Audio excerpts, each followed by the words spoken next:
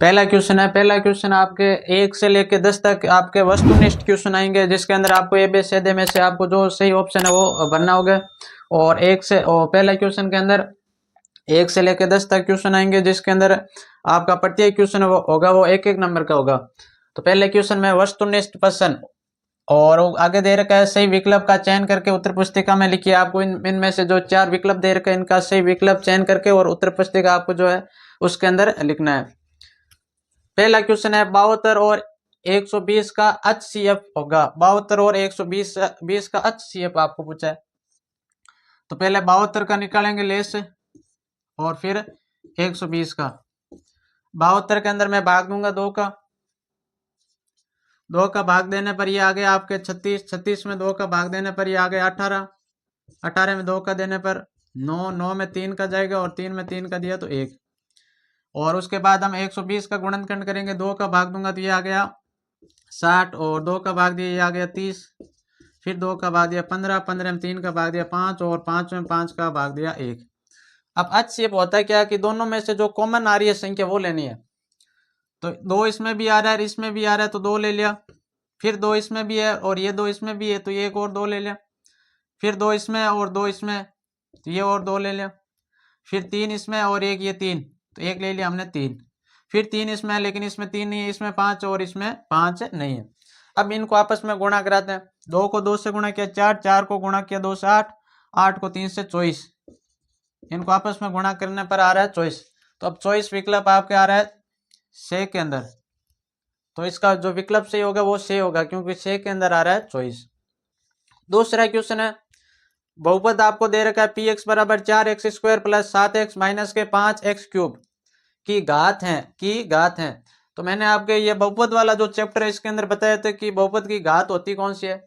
तो जिस बहुपद की आपको घात पूछी है तो उस बहुपद की अधिकतम घात वाला पद देखो। तो अधिकतम यहाँ पर घात दे रखी है 2 और यहाँ पर x की घात दे रखी है 3, तो अधिकतम घात वाला पद ये है तो इसकी घात कितनी है 3, तो इस पूरे बहुपद की घात हो जाएगी 3 और 3 विकल्प सी के अंदर आ रहा है तो से के अंदर, तो ये इसका उत्तर हो जाएगा से। आगे चौथा क्वेश्चन है बिंदु 3,4 की वाई एक्स से दूरी होगी। तो अब की बार पूछा है वाई एक्स से दूरी, यदि वाई एक्स से दूरी पूछे तो एक्स वाला मान बता दो, एक्स वाला मान है 3 तो इसका उत्तर हो जाएगा से।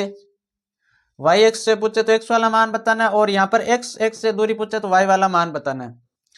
आगे क्वेश्चन है चौथे क्वेश्चन में किसी द्विघात समीकरण ax² plus bx plus c बराबर 0 की मूल बराबर होंगे। तो मूल बराबर कब होंगे, तो ये मूल बराबर होंगे यदि b² माइनस 4ac का मान बराबर हो 0 के, तो b² माइनस 4ac का मान 0 के बराबर आ रहा है सेक दे के अंदर, तो इसका सही विकल्प हो जाएगा दे।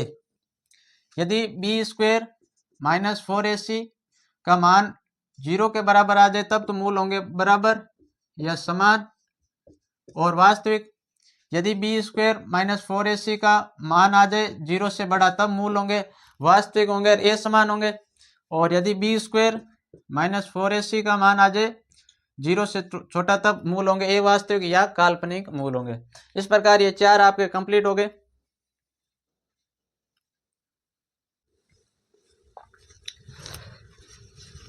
आगे पांचवा क्वेश्चन है, पांचवे के अंदर आपको दे रखा है sine square 80 degree plus cos square 80 degree का मान होगा। आपको पूछा है साइन स्क्वायर 80 डिग्री और कोस स्क्वायर 80 डिग्री दोनों जगह थीटा का मान समान है और आपको पूछा है कि इसका मान कितना होगा। पहले ए के अंदर दे रखा है 0, बी के अंदर 80 और से के अंदर 1 और दे के अंदर आपको दे रखा है अनंत। इन चारों ऑप्शनों में से कौन सा ऑप्शन सही होगा ये आपको बताना है। तो एक सूत्र होता है कि sine square theta plus cos square theta बराबर होता है 1, sine square theta plus cos square theta बराबर होता है 1। तो यहाँ पर थीटा का मान दोनों जगह होना चाहिए समान। तो यहाँ पर देखो थीटा का मान साइन स्क्वायर थीटा का मान यहाँ पर भी दे रखा है 80 डिग्री और यहाँ पर भी दे रखा है 80 डिग्री, तो 80 डिग्री दे रखा है तो दोनों जगह थीटा का मान यानी कि कोण समान है। तो कोण समान है तो सूत्र होता है कि sine square theta plus cos square theta बराबर होता है 1। तो दोनों जगह थीटा का मान समान है तो इसका मान आंसर हो जाएगा 1, तो इसका मान आएगा आपके 1। आगे छठे क्वेश्चन में एक वृत्त पर अधिकतम कितनी स्पर्श रेखाएं खींची जा सकती हैं। आपको बताना है कि एक वृत्त पर अधिकतम कितनी स्पर्श रेखाएं खींची जा सकती हैं। ए के अंदर देखा है अनंत, बी के अंदर 0, 4 और डे के अंदर आपको दे रखा है कि 1 भी नहीं। तो एक वृत्त है, उस पर कितनी स्पर्श रेखाएं खींची जा सकती है? स्पर्श रेखा पहले देखो होती क्या, जैसे ये एक वृत्त है, स्पर्श रेखा यानी कि इस वृत्त को स्पर्श करती हुई रेखा कितनी खींची जा सकती है? एक ऐसे भी खींच सकते हैं, इधर ऐसे और ऐसे ऐसे, तो वृत्त पर हम अनंत स्पर्श रेखाएं खींच सकते हैं। तो इसका सही आंसर होगा ए, क्योंकि वृत्त पर हम एक अनंत स्पर्श रेखाएं खींच सकते हैं। आगे 7वें के अंदर बटन आपको दे रखा है 7 4 5 3 4 2 4 6 का बहुलक होगा, बहुलक होगा, तो बहुलक होगा। एक के अंदर दे रखा है 4 होगा, 2 या 1 या फिर 3, तो इनमें से बताना है कितना बहुलक होगा। तो बहुलक वो होता है कि जो संख्या अधिक बार रिपीट हुई हो, अधिक बार आ रखी हो। तो इसके अंदर देखो 4 1 2 3, 4 इस पूरे बटन में 4 आ रखा है 3 बार, और 7 और फिर और 7 एक बार आ रखा है, 5 भी एक बार आ रखा है, 2 भी एक, 6 भी एक, 3 भी एक बार, तो अधिक बार आ रखा है 4, 4 आ रखा है 3 बार, तो इस पूरे बटन का बहुलक हो जाएगा 4, इस पूरे बटन का बहुलक हो जाएगा 4। आगे क्वेश्चन है 8वें के अंदर किसी पासे को एक बार फेंका जाता है, किसी पासे को एक बार फेंका जाता है, अभाज्य संख्या आने की प्रायिकता होगी, अभाज्य संख्या आने की प्रायिकता होगी, ये आपसे पूछा है। तो पासे को एक बार फेंकते, तो पासे को एक बार फेंकने पर कुल परिणाम तो बनते हैं 6, क्योंकि पासे पर 1 से लेके और 6 तक संख्या लिखी हुई होती है, तो कुल परिणाम हो गए आपके 6। अब इनमें से पूछा है कि अभाज्य संख्या, अभाज्य संख्या आने की प्रायिकता, अभाज्य संख्या कितनी होती है? एक तो हो गई, 2 3 और 5, तो अभाज्य संख्या होती है 3। तो प्रायिकता ज्ञात करने का सूत्र होता है अनुकूल परिणाम बटा कुल परिणाम, तो अनुकूल परिणाम आ रखा है 3, क्योंकि अभाज्य संख्या 3, कुल परिणाम है 6, तो इसको काटेंगे तो 3 के पाटे से 3 एक बार, 6 गया 2 बार, तो इसका सही उत्तर हो जाएगा 1/2, और 1/2 आ रखा है बी वाले के अंदर। यदि आपसे भाज्य या भाज्य संख्या आने की प्रायिकता पूछे तो इसके अंदर आपका हो जाएगा भाज्य संख्या 4 और 6, तो इसकी प्रायिकता हो जाएगी 2/6।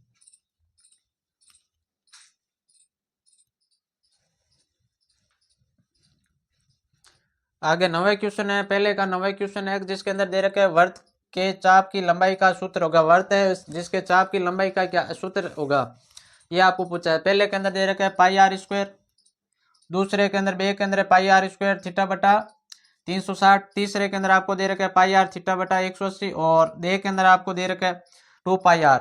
तो इनमें से बताना है कि वृत्त के चाप की लंबाई ज्ञात करने का सूत्र होगा, तो इसमें से आपके होगा ऑप्शन डी, वृत्त के चाप की लंबाई ज्ञात करने का सूत्र होता है पाई आर थीटा बटा 180, वृत्त के चाप की लंबाई ज्ञात करने का सूत्र होता है। आगे 10वें के अंदर है किसी समांतर श्रेणी आपको दे रखी है 13 10 7 4 का सार्वंतर होगा, तो इसका पूछा है सार्वंतर होगा, तो सार्वंतर ज्ञात करने का सूत्र होता है जिसको लिखते हैं डी से डी बराबर होता है दूसरे पद में से, यानी कि a2 में से पहला पद घटाना a1, तो a2 दूसरा पद आपको दे रखा है 10, 10 में से पहला पद 13, तो 10 में से 13 घटाएंगे तो ये आ जाएगा -3, तो इनमें से ऑप्शन आपको दे रखा है 4 -3 3 और -4, तो इसमें से ऑप्शन सही होगा बे, बे के अंदर आ रखा है -3। सार्वंतर ज्ञात करने का सूत्र होता है दूसरे पद में से पहला पद घटाना। यदि आपसे पूछ ले इस समांतर श्रेणी का प्रथम पद होगा, तो प्रथम पद होगा इसका 13, जो पहला पद आ रहा है उससे बोलते हैं प्रथम पद।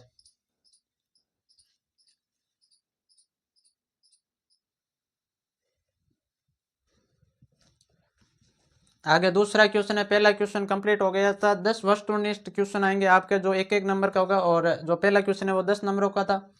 अब आगे दूसरा क्वेश्चन है रिक्त स्थानों की पूर्ति कर उत्तर पुस्तिका में लिखिए, आपको रिक्त स्थानों को जो दे रखे उनकी पूर्ति करके और जो उत्तर पुस्तिका में लिखना है। तो ये आपके क्वेश्चन है, इसके अंदर 6 दे रखे, तो ये क्वेश्चन आपका आएगा प्रत्येक रिक्त स्थान है वो 1 नंबर का है, तो 1 × 6 करूंगा तो ये क्वेश्चन है, दूसरा है वो 6 नंबर का। पहला क्वेश्चन था वो 10 नंबरों का था, उसके अंदर 10 आपको वस्तुनिष्ठ क्वेश्चन दे रखे थे। अब पहला क्वेश्चन पूछा है कोस स्क्वायर 45 डिग्री का मान, तो यहाँ पर दे रखा है कोस स्क्वायर 45 डिग्री का मान, तो आपको कोस 45 का मान होता है 1/√2, तो यहाँ पर स्क्वायर दे रखा है तो यहाँ पर भी मैं स्क्वायर करूंगा, तो 1 का स्क्वायर होता है 1 और √2 का स्क्वायर किया तो 2, तो इसके रिक्त स्थान में भरेंगे 1/2, कोस स्क्वायर 45 डिग्री का मान होता है 1/2। आगे है दूसरा क्वेश्चन, वृत्त की स्पर्श रेखा और वह त्रिज्या के मध्य का कोण होगा, तो आपको बताना है वृत्त की स्पर्श रेखा व त्रिज्या के मध्य कोण। तो वृत्त की स्पर्श रेखा, तो ये एक वृत्त बनाया जिसकी ये तो हो गई एक स्पर्श रेखा, और यहाँ पर हो गई ये केंद्र, और केंद्र से ये हो गई त्रिज्या। तो वृत्त के स्पर्श रेखा और त्रिज्या के मध्य का कोण होता है 90 डिग्री। तो यहाँ पर लिखेंगे 90 डिग्री।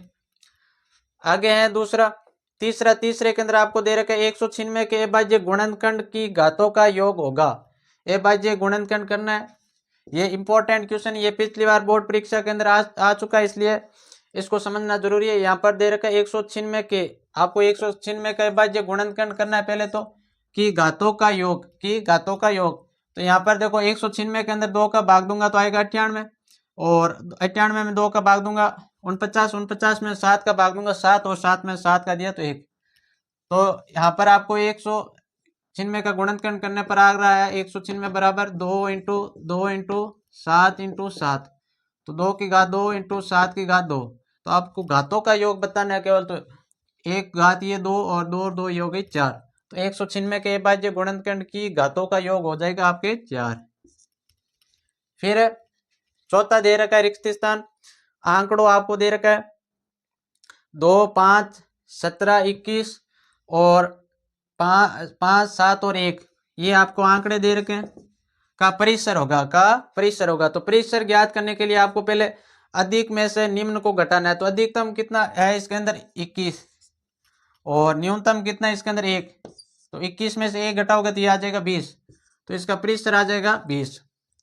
आगे है पांचवा, किसी असंभव घटना के होने की प्रायिकता, किसी असंभव घटना के घटित होने की प्रायिकता होती है 0, और किसी संभव घटना को घटित होने की प्रायिकता होती है 1। प्रायिकता हमेशा 0 से 1 के बीच होती है, प्रायिकता 0 से 1 के बीच। संभव असंभव घटना की प्रायिकता हो जाएगी 0, यदि संभव घटना पूछे तो उसकी प्रायिकता हो जाएगी 1। आगे छठा और अंतिम रिक्त स्थान है कि समांतर श्रेणी आपको दे रखी है 8, 6, 4, 2 का छठा पद होगा, 6वां पद आपको बताना है कि कितना होगा इस समांतर श्रेणी का। तो ये पद ज्ञात करने का एक सूत्र होता है कि an बराबर a प्लस कोष्टक n माइनस 1d। an, अन का मान हमें दे रखा है 6, तो अन का मान हो जाएगा 6। ये हो गया प्रथम पद यानी कि ये, और सर्वांतर निकालेंगे तो सर्वांतर हो जाएगा दूसरे पद, यानी कि 6 में से 8 घटाऊंगा तो माइनस के 2, तो सर्वांतर आ गए माइनस के 2। तो यहाँ पर लिखेंगे a की जगह 8 प्लस अन की जगह छठा पद पूछा तो 6 माइनस 1, और d का मान हो जाएगा माइनस के 2, फिर 8 और 6 में से 1 गया 5, 5 को गुणा करवानी है माइनस के 2 से, फिर ये 8 और इसको गुणा करेंगे तो ये हो जाएगा माइनस के 10, माइनस के 10 में से 8 जाएंगे तो ये बच गए माइनस के 2। तो इसका छठा पद होगा वो होगा माइनस का 2।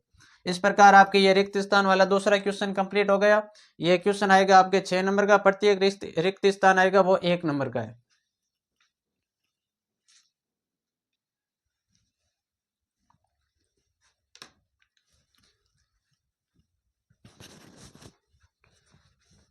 आगे तीसरा क्वेश्चन है, तीसरे के अंदर है अति लघुत्मक प्रश्न, जो आपके 10 क्वेश्चन आएंगे और प्रत्येक क्वेश्चन 1-1 नंबर का होगा, और तीसरा ये पूरा क्वेश्चन है वो 10 नंबर का क्वेश्चन है, जिसमें से पहला दे रखा है कि 9 sec square theta minus 9 tan square theta का मान ज्ञात करो। आपको दे रखा है कि 9 sec square theta minus 9 tan square theta का मान ज्ञात करो। तो एक इसका सूत्र होता है कि 1 प्लस टेन स्क्वायर थीटा बराबर होता है सेक स्क्वायर थीटा। अब मैं टेन या प्लस से उस साइड जाएगा तो माइनस के अंदर, तो ये हो जाएगा 1 बराबर सेक स्क्वायर थीटा माइनस के टेन स्क्वायर थीटा। अब यहाँ पर आपको दे रखे 9 इसमें भी है 9 इसमें भी है, दोनों पदों में से मैं 9 ले लूं कॉमन, तो यहाँ पर बनता है सेक स्क्वायर थीटा माइनस का टेन स्क्वायर थीटा। फिर यहाँ पर sec square theta minus tan square theta, इस पूरे के जगह मैं लिख सकता हूँ 1, तो 9 इंटू के अंदर आ जाएगा 1, और 9 को 1 से गुणा करेंगे तो ये आ जाएगा 9, तो इसका उत्तर आ जाएगा 9। दूसरा दे रखा है समांतर श्रेणी आपको दे रखी है 2, 5, 8, 11 के 12 पदों तक योग ज्ञात कीजिए। अब की बार आपको 12 पदों तक योग ज्ञात करना है। तो योग ज्ञात करने के लिए सबसे पहले आपको दे रखा है प्रथम पद, प्रथम पद को लिखते हैं ए से, ए बराबर आपको दे रखा है 2, फिर निकालेंगे सर्वांतर, सार्वंतर को लिखते हैं डी से, तो डी बराबर हो जाएगा दूसरे पद में से पहला पद, दूसरा पद 5 माइनस 2 पहला पद है, 5 में से 2 जाएगा, दिया आ जाएगा 3। और आपको अन का मान दे रखा है पद, जिसको लिखते हैं अन से, ये हो गया 12, यानी कि 12 पदों तक आपको योग ज्ञात करना है। तो अस अन बराबर होता है, योग ज्ञात करने का सूत्र अन बटा 2 2a प्लस कोष्टक के अंदर हो जाएगा अन माइनस 1 और इंटू के अंदर आ जाएगा डी। ये आपके योग ज्ञात करने का सूत्र होता है। तो अब इनके जगह लिखते जाएंगे, अन की जगह लिखूंगा 12 बटे के अंदर 2, फिर 2 इंटू ए यानी कि प्रथम पद दे रखा है 2, फिर प्लस का प्लस, अन की जगह 12 माइनस 1 और डी के जगह डी का मान आ रखा है 3, इंटू के अंदर हो जाएगा 3। अब इसको सरल करते हैं, 12 के अंदर 2 का भाग दूंगा 6 बार और 2 को 2 से गुणा किया 4, तो ये हो जाएगा 6 12 और कोष्टक के अंदर हो जाएगा ये 4 और फिर प्लस का प्लस, 12 में से 1 गया 11, 11 को गुणा करवानी है 3 से, फिर ये हो जाएगा 6 इंटू 4 प्लस 11 को 3 से गुणा करेंगे 11 या 33, फिर 6 इंटू 11 33 और 4 हो गए आपके 37। अब 37 को गुणा करवानी है 6 से, 37 को गुणा करवानी है 6 से, 5 7 35 6 7 42 42 2 ऐसे 4 18 18 और 4 हो गए 22। तो इसके 22 पदों तक योग आ जाएगा 222। तो जो आपको ये समांतर श्रेणी दे रखी है, इसके 22 पदों तक योग आएगा 222।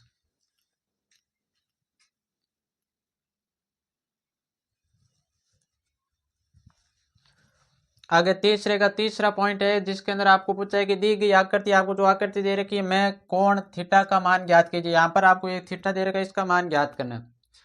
तो इस आकृति जो त्रिभुज दे रखा है, समकोण त्रिभुज, इसके अंदर आपको दे रखा है एक तो लंब का मान और एक दे रखा है आधार। लंब और आधार दे रखा है, लाल बट्टा काका से देखें तो ये तो हो जाएगा आपके साइन, ये हो जाएगा कोस और ये अंतिम वाला हो जाएगा टेन का।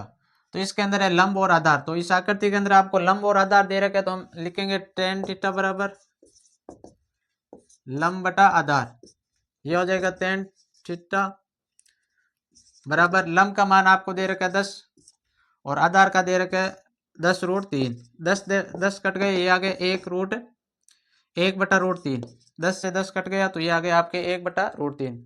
तो ये 1/√3 होता है टेन 30 डिग्री का होता है, टेन 30 डिग्री का मान होता है 1/√3। तो इस थीटा बराबर आपका आ जाएगा थीटा बराबर 30 डिग्री, टेन 30 डिग्री का मान होता है 1/√3। आगे देखो चौथे क्वेश्चन में आपको दे रखा है द्विघात समीकरण ax² + bx + c बराबर 0 के मूल ज्ञात करने का श्रीधर आचार्य सूत्र लिखिए। आपके इसके मूल ज्ञात करने का श्रीधर आचार्य सूत्र लिखना है। तो श्रीधर आचार्य सूत्र होता है कि x बराबर माइनस का b plus minus √b² minus के 4ac और बट्टे के अंदर हो जाएगा 2a। b यानी कि ये x का गुणक और a होता है x² का गुणक, c होता है जो आपके जो अचर पद दे रखा है वो, और यहाँ पर भी नीचे a का हो गया x² का गुणक। तो ये आपके होता है श्रीधर आचार्य का सूत्र।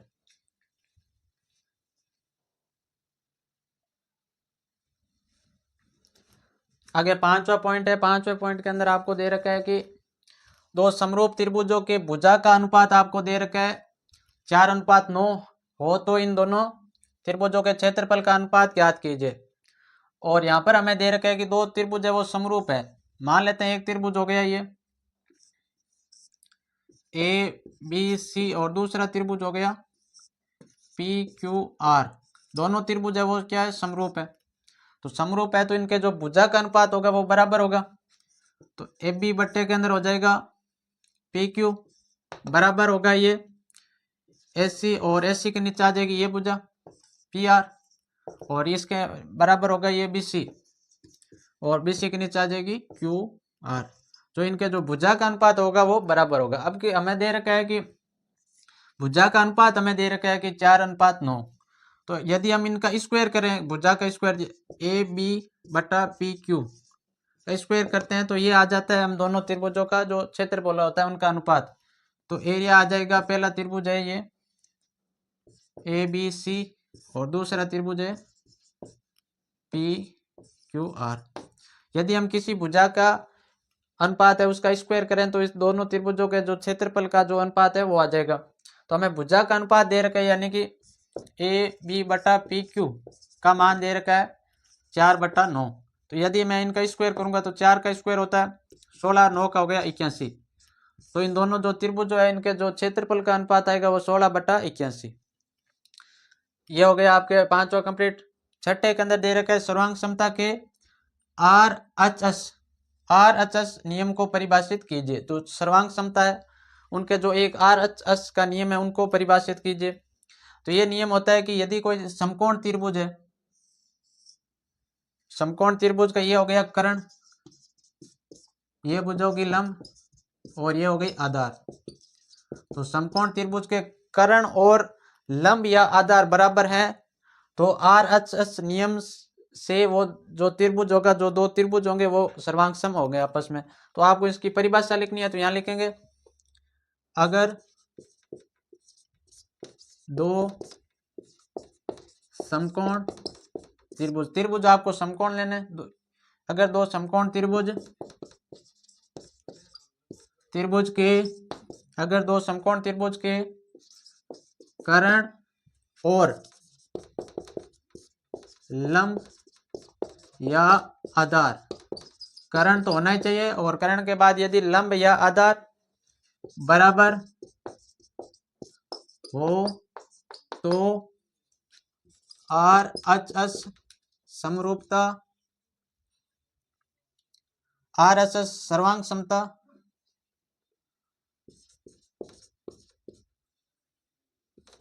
आर.एच.एस सर्वांग समता के नियम से दोनों त्रिभुज सर्वांग सम होंगे। तो ये नियम ये कहता है कि यदि कोई दो समकोण त्रिभुज है, उन समकोण त्रिभुजों के कर्ण या लंब और आधार ये दो बराबर हैं तो वो आर.एच.एस सर्वांग समता के नियम से वो दोनों जो त्रिभुज होंगे वो सर्वांग सम होंगे। ये नियम हो गए आपके आर.एच.एस।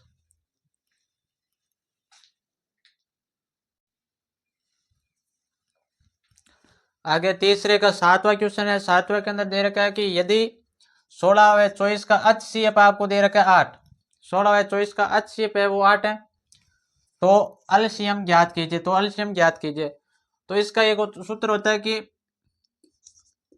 दोनों संख्याओं का गुणनफल, दोनों संख्याओं का गुणनफल बराबर होता है आपके HCF इंटू एलसीएम, एलसीएम ये होता है। तो दोनों संख्या का गुणनफल, तो दो संख्या आपके 16 और 24 इनका गुणनफल यानी कि इंटू करूंगा बराबर हो जाएगा, ये HCF आपको दे रखा है 8 और एलसीएम ज्ञात करना तो एलसीएम की जगह एलसीएम लिखूंगा बराबर, इसको सरल करेंगे तो हमें एलसीएम का मान निकालना है। तो एलसीएम बराबर हो जाएगा 8, ये गुणा के अंदर इधर आ जाएगा भाग के अंदर, तो 16 इंटू 24 बटे के अंदर आ जाएगा 8 और 8 के पाटे से 24 गया 3 बार। अब 16 को गुणा करवानी है 3 से, 16 होता है आपके 48, तो इसका एलसीएम आ जाएगा आपके 48। आगे 8वां क्वेश्चन दूरी सूत्र लिखिए। आपको दूरी सूत्र बताना है। तो ये क्वेश्चन आ रखा है आपके निर्देशांक जो प्रश्नावली है 7वीं उनमें उसमें से आया ये प्रश्न। दूरी सूत्र जैसे मान लो ये दो बिंदु है, एक बिंदु हो गया P जिसके निर्देशांक है x1 और y1 और दूसरा बिंदु हो गया Q जिसके निर्देशांक है x2 और y2। मान लेते हैं ये कोई दो बिंदु है, इनके मध्य बिंदु की दूरी लिखनी है कि यहाँ से लेकर यहाँ तक कितनी दूरी है, वो सूत्र लगाना है। तो ये सूत्र होता है कि पी क्यू बराबर होता है रूट x2 ये माइनस x1 का होल स्क्वायर हो जाएगा, फिर प्लस का प्लस, फिर y2 माइनस का y1 का होल स्क्वायर। ये होता है दूरी सूत्र। इन दोनों जो बिंदु दे रखा है P और Q के मध्य की दूरी होती है कि √x2 माइनस x1 का whole square plus y2 minus y1 का होल स्क्वायर।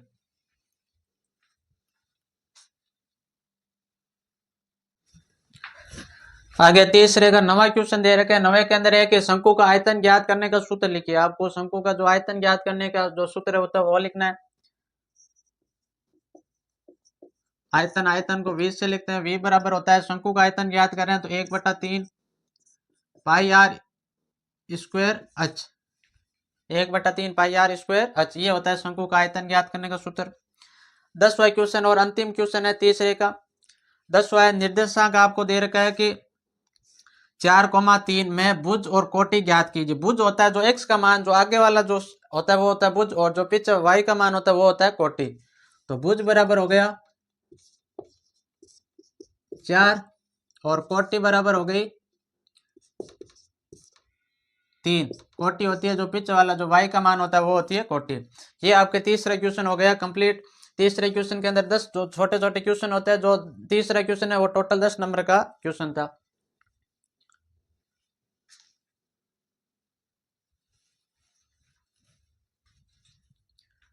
आगे चौथा क्वेश्चन है। चौथा क्वेश्चन वेरी वेरी इंपॉर्टेंट लगा लेना, क्योंकि पिछले 4-5 सालों से यही क्वेश्चन आ रहा है। यहाँ पर √5 की जगह आपको √2 दे देंगे, √3 और या फिर 7 दे देंगे, लेकिन क्वेश्चन लगातार ये सेम रिपीट हो रहा है। क्वेश्चन है, सिद्ध कीजिए कि √5 एक ए परिमेय संख्या है। हम जानते हैं कि √5 ए परिमेय संख्या, लेकिन हमें यह सिद्ध करके बताना है कि √5 ए परिमेय संख्या है।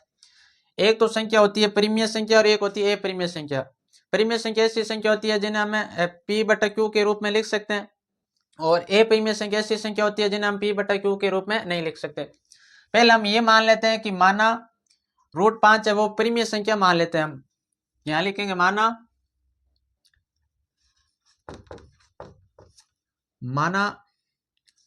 √5 परिमेय संख्या है। √5 परिमेय संख्या हम ये मान लेते हैं। तो ये परिमेय संख्या है, तो √5 को मैं लिख सकता हूँ √5 बराबर a/b। परिभाषा के अनुसार p और q होता है, लेकिन हमें p की जगह और q की जगह b लिख रहा हूँ। तो ये परिमेय संख्या है, तो √5 को मैं लिख सकता हूँ a/b। और जहां यहां लिखेंगे जहां a व b से अभाज्य संख्या है, से अभाज्य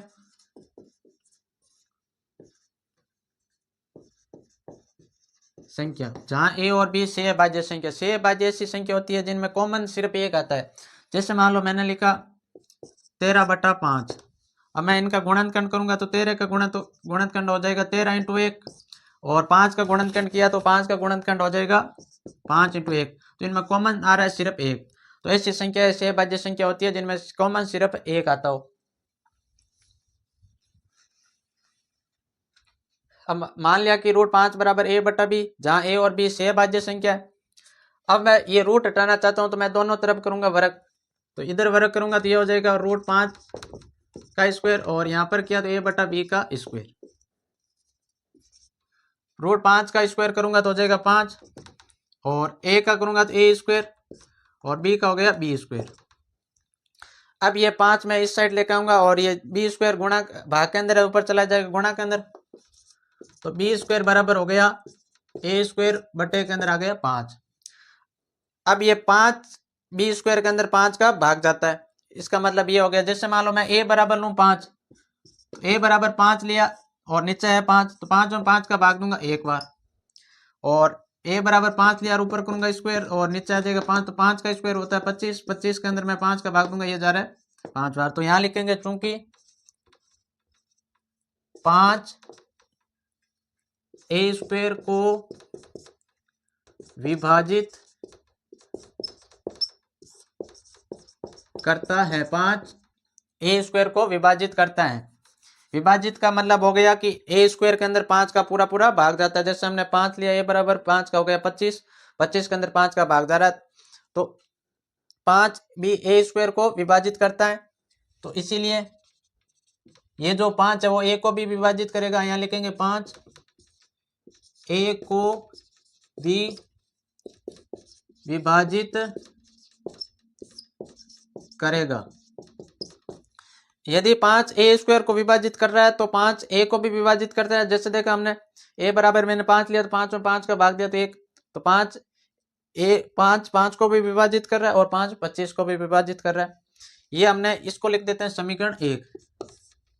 अब हम लिखेंगे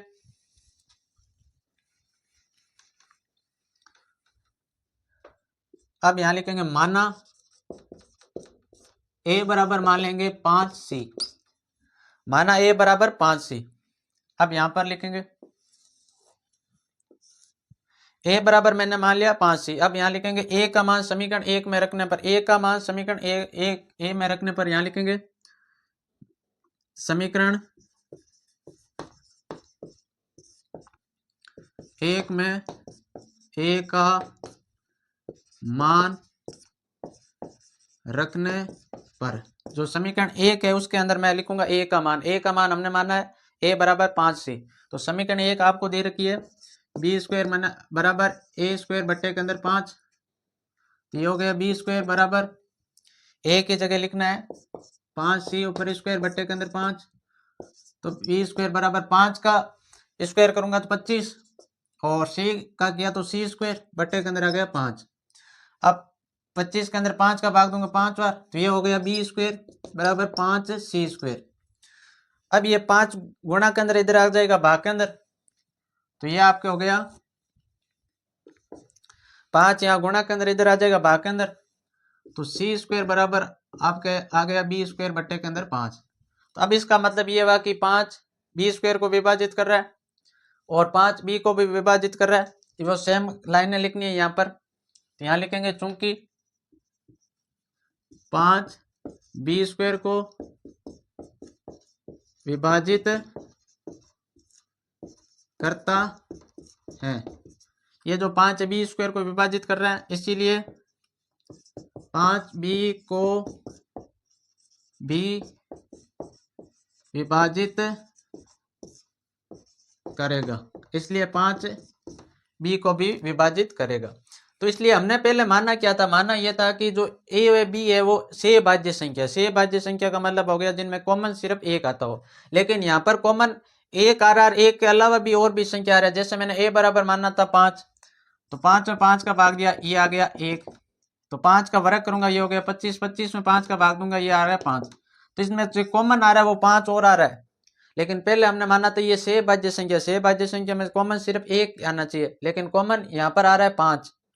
तो ये हमने जो कि ये गलत कल्पना की, तो यहाँ लिखेंगे ये विरोधाभास है, ये विरोधाभास है क्योंकि a, b से भाज्य संख्या है, क्योंकि a व b से भाज्य संख्या है। हमने ये गलत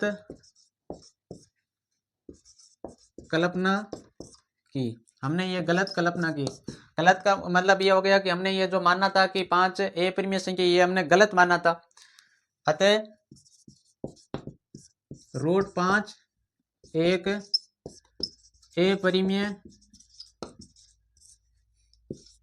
संख्या है, अतः √5 a परिमेय संख्या। पहले हमने माना था ये परिमेय संख्या, अब हमने ये गलत कल्पना की, इसलिए ये हो जाएगी आपकी संख्या √5 a परिमेय संख्या। ये क्वेश्चन लगातार आ रहा है। यदि आपके यहाँ पर √5 की जगह √3 दे रखा हो तो आप जहाँ पर √5 है वहां केवल 3 लिखना है, √3 लिखना है, बाकी क्वेश्चन ये सेम ही करना है।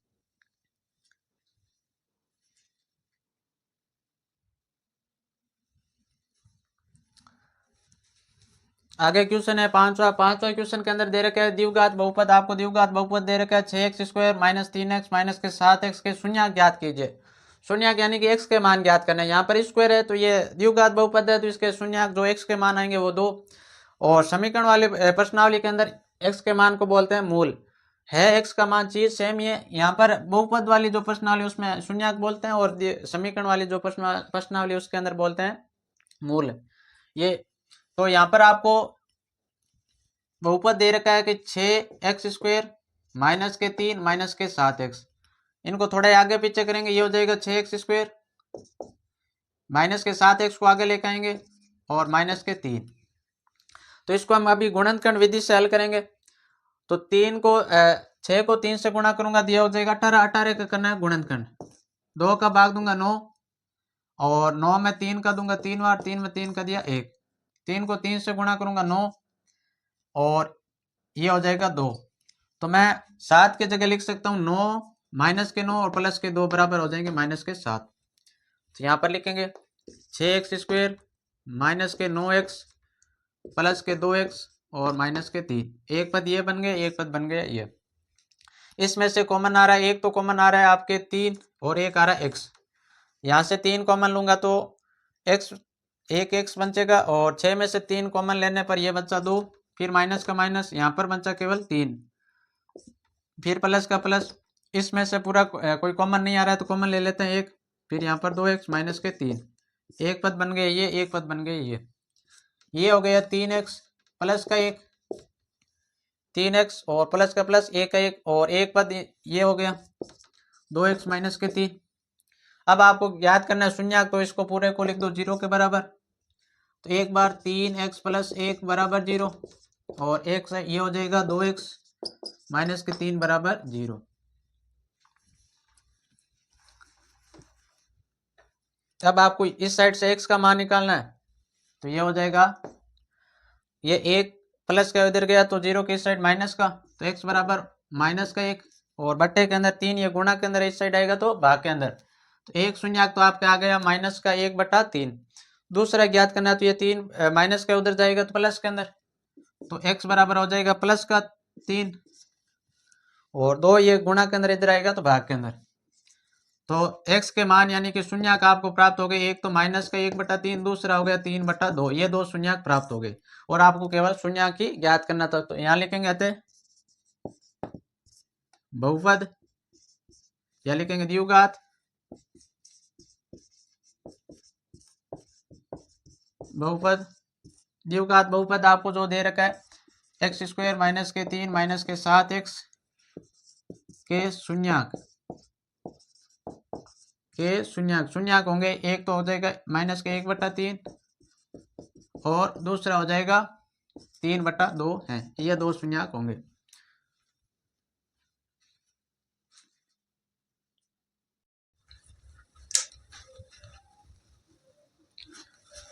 आगे क्वेश्चन, छठा क्वेश्चन है। छठे क्वेश्चन के अंदर आपको दे रखा है कि दो क्रमागत धनात्मक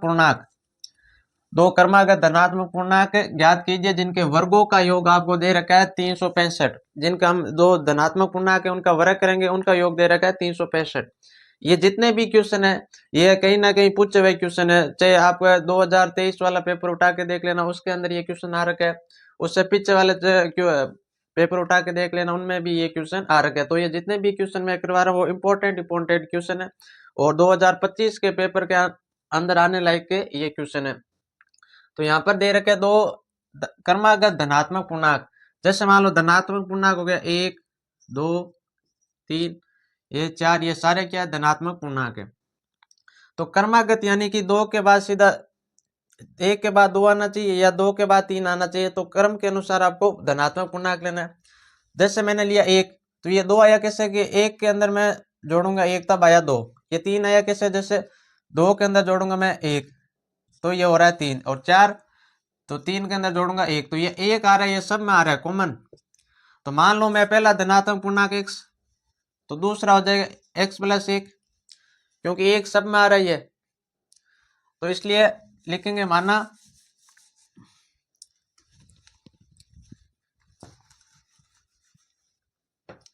यहां लिखेंगे माना पहला या पहली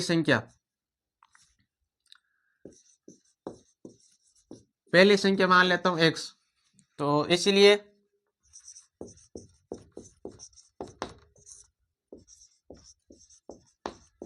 दूसरी संख्या आपकी, इसीलिए दूसरी संख्या हो जाएगी x प्लस 1। ये हमने मान लिया कि पहला जो धनात्मक पूर्णांक है वो x है, दूसरी हो जाएगी x प्लस 1। आगे आपको दे रखा है इसका वर्गों का योग, इन दोनों का वर्गों का योग करेंगे तो वो आ रहा है 365। तो यहां लिखेंगे प्रश्न अनुसार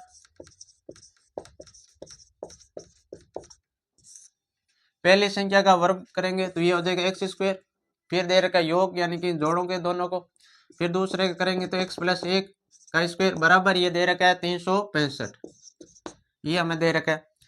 तो इनको अब सरल करेंगे तो ये हो जाएगा एक्स स्क्वायर, फिर इसको सरल करेंगे तो ए प्लस बी का होल स्क्वायर होता है A square plus 2ab plus B square. इस सरल समीकरण से इसको सरल करेंगे तो ए स्क्वायर यानी कि एक्स स्क्वायर प्लस का प्लस 2 इंटू ए यानी कि एक्स इंटू बी इंटू यानी कि बी, एक बी की जगह है एक, फिर प्लस का प्लस बी का स्क्वायर यानी कि ए का स्क्वायर बराबर आपको दे रखा 365। फिर ये हो जाएगा एक्स स्क्वायर प्लस यहाँ पर भी एक्स स्क्वायर, इसको 2 को 1 से गुणा करूंगा 2x, और 2x को 1 से गुणा करूंगा तो ये हो जाएगा 2x, फिर प्लस का 1 बराबर 365। यहाँ पर एक्स स्क्वायर और ये भी एक्स स्क्वायर दोनों जोड़ेंगे तो 2x स्क्वायर हो जाएंगे 2x स्क्वायर, फिर प्लस का प्लस 2x प्लस का 1 बराबर 365। अब 365 यहाँ प्लस का इधर आएगा तो माइनस के अंदर,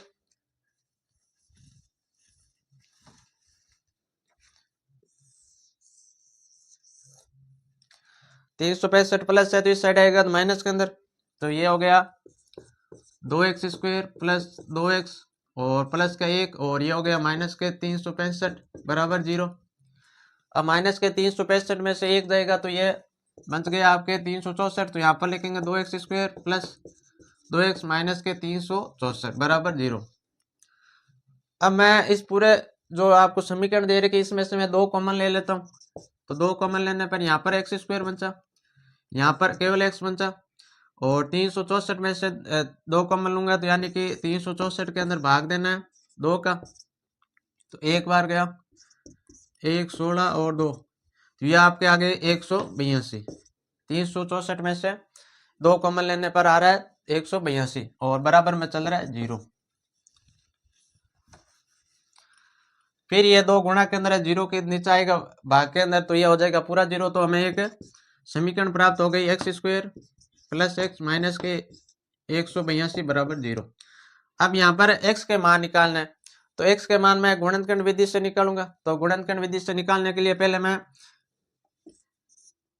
182 का गुणनखंड करूंगा, तो 182 के अंदर 2 का भाग दूंगा तो ये गया 9 और 1 91 बार, 91 के अंदर 7 का भाग दूंगा 13 बार, 13 में 13 का दिया 1। अब मेरे को ऐसी संख्या बनानी है कि जोड़ने व घटाने पर तो आने चाहिए 1 यानी कि x, और गुणा करने पर आने चाहिए 182। तो 7 को 2 से गुणा किया 14, 14 में से मैं 13 निकालूंगा दिया गया 1, तो यहाँ पर मैं लिखूंगा एक्स स्क्वायर प्लस 14x और माइनस का 13x और माइनस के हो जाएंगे 182 बराबर में 0। एक पद आपका ये हो गया, एक पद ये हो गया, इस पद में से कॉमन आ रहा है x, तो x कॉमन लिया तो यहाँ x प्लस 14 बचा। इस पूरे पद में से कॉमन ले लो, एक तो माइनस आ गया और एक आ गया 13, यहाँ बचा x और माइनस माइनस प्लस हो गई, और 182 के अंदर 13 का भाग दूंगे ये जा रहा है 14 बार बराबर 0। तो आपको एक तो x प्लस 14 और एक इंच से बन गया पद x माइनस के 13 बराबर 0। इन दोनों को मैं 0 के बराबर रखूंगा तो ये हो जाएगा x का मान मेरे को प्राप्त हो जाएगा। एक तो x बराबर ये प्लस है उस साइड जाएगा तो माइनस के अंदर तो माइनस के 14, और दूसरा ये माइनस के 13 उस साइड जाएगा तो प्लस का 13। तो ये दो मेरे को दो धनात्मक पूर्णांक प्राप्त हो गए, जिनके अगर मैं वर्गों का योग करूं तो वो आगे आ जाएगा 365। इस प्रकार आपको ये क्वेश्चन सरल करना है।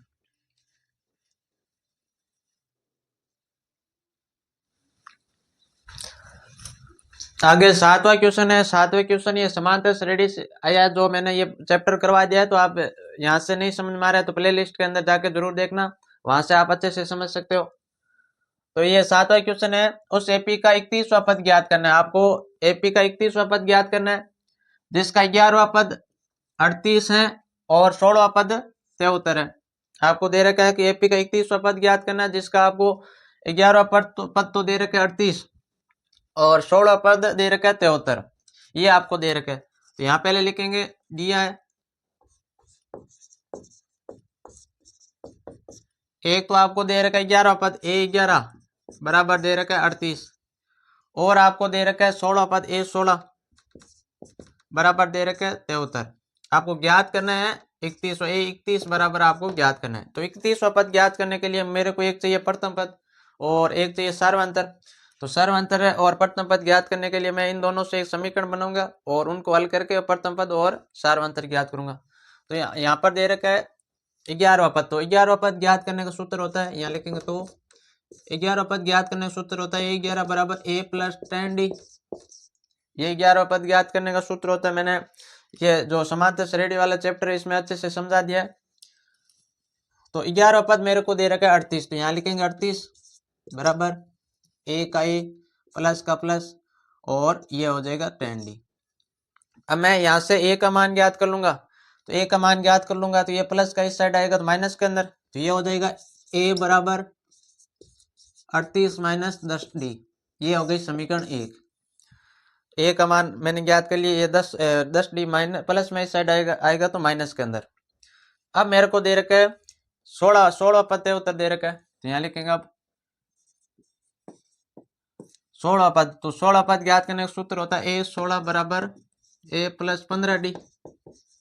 तो 16 पद दे रखा है 73 बराबर A प्लस 15D। अब A का मान अभी निकाला यहाँ से, तो यहाँ लिखेंगे समीकरण 1 से A का मान रखने पर, समीकरण 1 से A का जो मान है वो मैं यहाँ पर लिखूंगा, तो यहाँ पर हो जाएगा आपके 73 बराबर A की जगह लिखूंगा मैं 38 माइनस के 10D फिर प्लस के 15D, ये पहले से चल रहा है। अब इनको थोड़ा सा सरल करेंगे, तो माइनस के 10D में से प्लस के 15D में से माइनस के 10D जाएंगे तो ये बच गए 5D और ये प्लस के 38 इधर आएंगे माइनस के अंदर, तो ये हो जाएगा माइनस ये 73 माइनस के 38 बराबर 15 में से 10 जाएंगे तो ये बच गए यहाँ पर 5D। अब 73 में से 38 घटाएंगे तो ये बच रहा है 35 बराबर 5D। तो यहाँ से मैं D का मान ज्ञात कर लूंगा, तो D बराबर हो जाएगा 35 के अंदर ये 5 गुणा के अंदर नीचे आ जाएगा भाग के अंदर, तो D का मेरे को मान प्राप्त हो गया। 35 के अंदर मैं 5 का भाग दूंगा, ये जाएगा 7 बार, तो D का मान आ गया 7।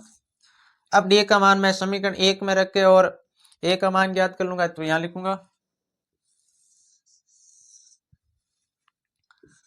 D का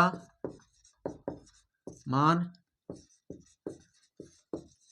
समीकरण 1 में रखने पर, D का मान समीकरण 1 में रखने पर, तो समीकरण 1 आपको दे रखिए A बराबर 38 माइनस के 10D, ये आपको दे रखा है। तो D की जगह मैं लिखूंगा 7, तो ये हो जाएगा A बराबर 38 माइनस 10 इंटू 7, तो A बराबर हो जाएगा 38 माइनस 10 को 7 से गुणा करूंगा तो ये हो गया 70। अब 70 में से घटाना है तो ये आ जाएगा आपके 70 में से आपको घटाना है 70 माइनस के करना है 38, तो 10 में से 2 के 8, यहाँ पर 6 और 3 32, तो ये A का मान आ गया A बराबर माइनस के 32। A का मान माइनस का 32 आ गया, D का मान आ गया 7। अब हम आराम से ज्ञात कर सकते हैं 31वां पद। तो 31वां पद ज्ञात करने का सूत्र होता है, यहाँ लिखेंगे 31वां पद ज्ञात करने का सूत्र होता है A31 बराबर A प्लस 30D। A31वां पद ज्ञात करने का सूत्र होता है A प्लस 30D। अब A का मान आ रखा है यहाँ पर माइनस के 32 फिर प्लस का प्लस और 30 इंटू D की जगह लिखूंगा 7, तो ये हो जाएगा माइनस के 32 और प्लस 30 को 7 से गुणा करूंगा 210 और 210 में से घटाना है आपको 32, तो ये 10 8 यहाँ 7 और 1, तो A31वां पद आ गया आपके 178 और आपको 31वां पद ज्ञात करना है। तो आप नीचे लिख देना आते 31वां पद बराबर 178।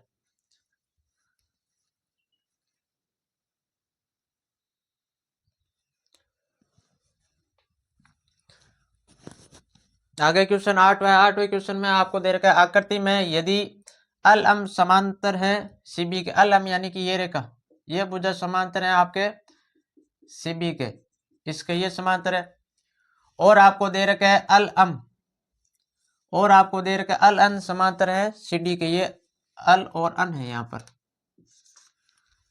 अल अन, ये हो गई अल अन समांतर है सीडी की, ये रेखा भुजा समांतर है इसके। तो सिद्ध कीजिए कि आपको ये सिद्ध करना है कि ए एम बटा ए बी बराबर होना चाहिए ए एन बटा ए डी, ये आपको सिद्ध करना है।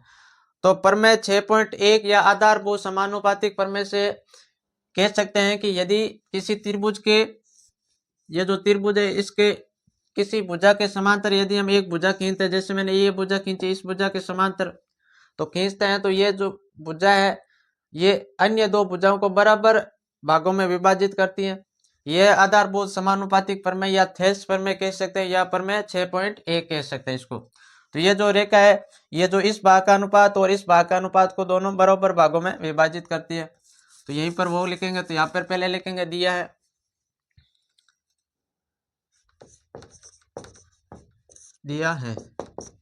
एक तो हमें दे रखा है कि अल समानांतर है सीबी के, वे दूसरा दे रखा है कि अल और अन समानांतर है सीडी की, ये हमें दे रखा है। तो पहले मैं त्रिभुज लूंगा ये ए बी सी, ये जो त्रिभुज है ये ए बी और सी, त्रिभुज ए बी सी में इस त्रिभुज के अंदर ये जो भुजा ये समांतर है इसके, तो यहाँ पर लिखूंगा अल समांतर है सीबी के, ये लिख दिया। अब इनके जो भुजा का अनुपात है वो बराबर करेंगे अन्य दो भुजा का अनुपात। तो मैं पहले लिखूंगा ए एम बटे के अंदर मैं पूरी भुजा लूंगा ए एम बटा ए बी, यहाँ लिखेंगे ए एम और नीचे लिखेंगे ए बी, बराबर इस साइड के अंदर लूंगा मैं ए एल, ये भुजा, उसके बाद यहाँ से लेके ये पूरी भुजा लूंगा बट्टे के अंदर, तो ये हो जाएगा ए एल और बट्टे के अंदर आ जाएगी पूरी भुजा ए सी। ये समीकरण हो गई एक। अब मैं त्रिभुज लूंगा ये दूसरा जिसका नाम है ए डी सी, यहाँ लिखूंगा त्रिभुज ए डी सी में इस त्रिभुज के अंदर दे रखा है कि ये जो अन अल है ये समांतर है सी डी के, ये भुजा इस भुजा के समांतर है, तो यहाँ लिखेंगे अन अल समांतर है सी डी के, तो ये समांतर है तो इनके जो भुजा का अनुपात होगा वो बराबर होगा। तो यहाँ पर मैं पहले भुजा लूंगा ये ए एन और बट्टे के अंदर आ जाएगा ए डी, ये बराबर हो जाएगा ए एल और बट्टे के अंदर हो जाएगा ए सी, ये समीकरण हो गई 2। अब दोनों समीकरणों के अंदर, इस समीकरण के अंदर भी ए एल बटा ए सी है, इस समीकरण के अंदर भी ए एल बटा ए सी है, तो दोनों समीकरणों में ये भाग तो बराबर है, इसलिए ये भाग आपस में बराबर है, इसलिए ये भाग भी आपस में बराबर होंगे। तो यहाँ पर लिखेंगे समीकरण 1 व 2 से, समीकरण 1 व 2 से, तो इस ये भाग और ये भाग आपस में दोनों बराबर है, तो इसलिए ये भाग और ये भाग आपस में बराबर होंगे। तो यहाँ पर लिखेंगे ए एम बटे के अंदर आ जाएगी ए बी और यहाँ पर आ जाएगी ए एन बटे के अंदर ए डी, और ये आपको सिद्ध करना था। तो आप यहाँ पर इसका कारण भी लिख सकते हैं, यहाँ पर प्रमेय 6.1 लिख देना या थेल्स प्रमेय लिख देना, तो मैं लिखूंगा प्रमेय 6.1। प्रमेय 6.1 ये कहती है कि किसी त्रिभुज के एक भुजा के समांतर कोई अन्य भुजा खींची जाए तो वो अन्य दो भुजा उनको बराबर अनुपात में विभाजित करती है, और यहाँ पर भी लिख देना प्रमेय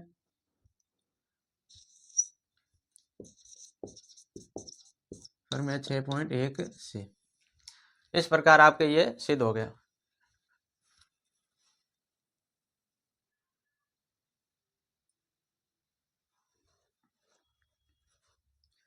आगे नवा क्वेश्चन है, नवा क्वेश्चन निर्देशांक वाली जो प्रश्नावली है वहां से आया है। ये क्वेश्चन है कि एक्स एक्स पर वे बिंदु ज्ञात कीजिए जो आपको ये जो निर्देशांक दे रखा है, एक तो दे रखा है 2,-5 और दूसरा दे रखा है -2,9 से समदूरस्थ है, यानी कि समान दूरी पर है, और यहाँ पर पूछा एक्स एक्स पर वो निर्देशांक ज्ञात करना है। तो जैसे मान लो ये आपके रेखा होगी एक्स एक्स वाली, तो इस रेखा पर कोई बिंदु ज्ञात करना है। तो इस रेखा पर कोई बिंदु ज्ञात करूंगा तो इसमें y का जो निर्देशांक होगा वो 0 हो जाएगा। तो y का इस रेखा पर 0 हो जाएगा, क्योंकि x एक्स पर निर्देशांक ज्ञात करना है तो y वाला 0 हो जाएगा। तो यहाँ पर मान लेते हैं ये बिंदु कोई P है और यहाँ पर A है और यहाँ पर कोई B है। तो A के निर्देशांक तो हो जाएंगे आपके 2, -5 और B के हो गए आपके निर्देशांक -2, 9 और यहाँ पर कोई P बिंदु है, इसके निर्देशांक हो जाएंगे x, 0। ये y वाला 0 क्यों हुआ? क्योंकि x एक्स पर हमें निर्देशांक ज्ञात करना है, इसलिए x एक्स पर ज्ञात करेंगे तो y का जो निर्देशांक होगा वो 0 हो जाएगा। समदूरस्थ यानी कि समान दूरी पर, इसकी दूरी और इसकी दूरी ये समान दूरी पर है। ये बोल रखा है कि ये दोनों है जो समान दूरी पर है इस बिंदु से। तो हमें इस बिंदु के निर्देशांक ज्ञात करना है, तो y का तो हमने ज्ञात कर लिया, क्योंकि x पर ज्ञात करना है तो y का निर्देशांक हो जाएगा, केवल x का मान ज्ञात करना है। तो यहां लिखेंगे माना कोई बिंदु P, माना कोई बिंदु P है, इसको P मान लिया, जिसके निर्देशांक x, 0। ये 0 क्यों हुआ? क्योंकि हमें x पर ज्ञात करना है। यदि हमें y अक्ष पर पूछता तो x वाला 0 हो जाता। माना कोई बिंदु P जिसके निर्देशांक ये है, जो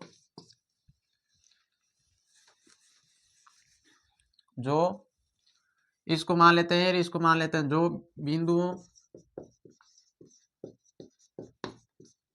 जो बिंदु एक के निर्देशांक हो जाएंगे 2,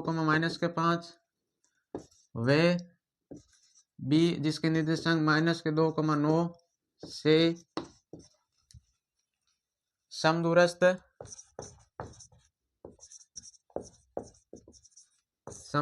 हैं। ये हमने मान लिया कोई बिंदु P है जो A व B से समदूरस्थ हैं।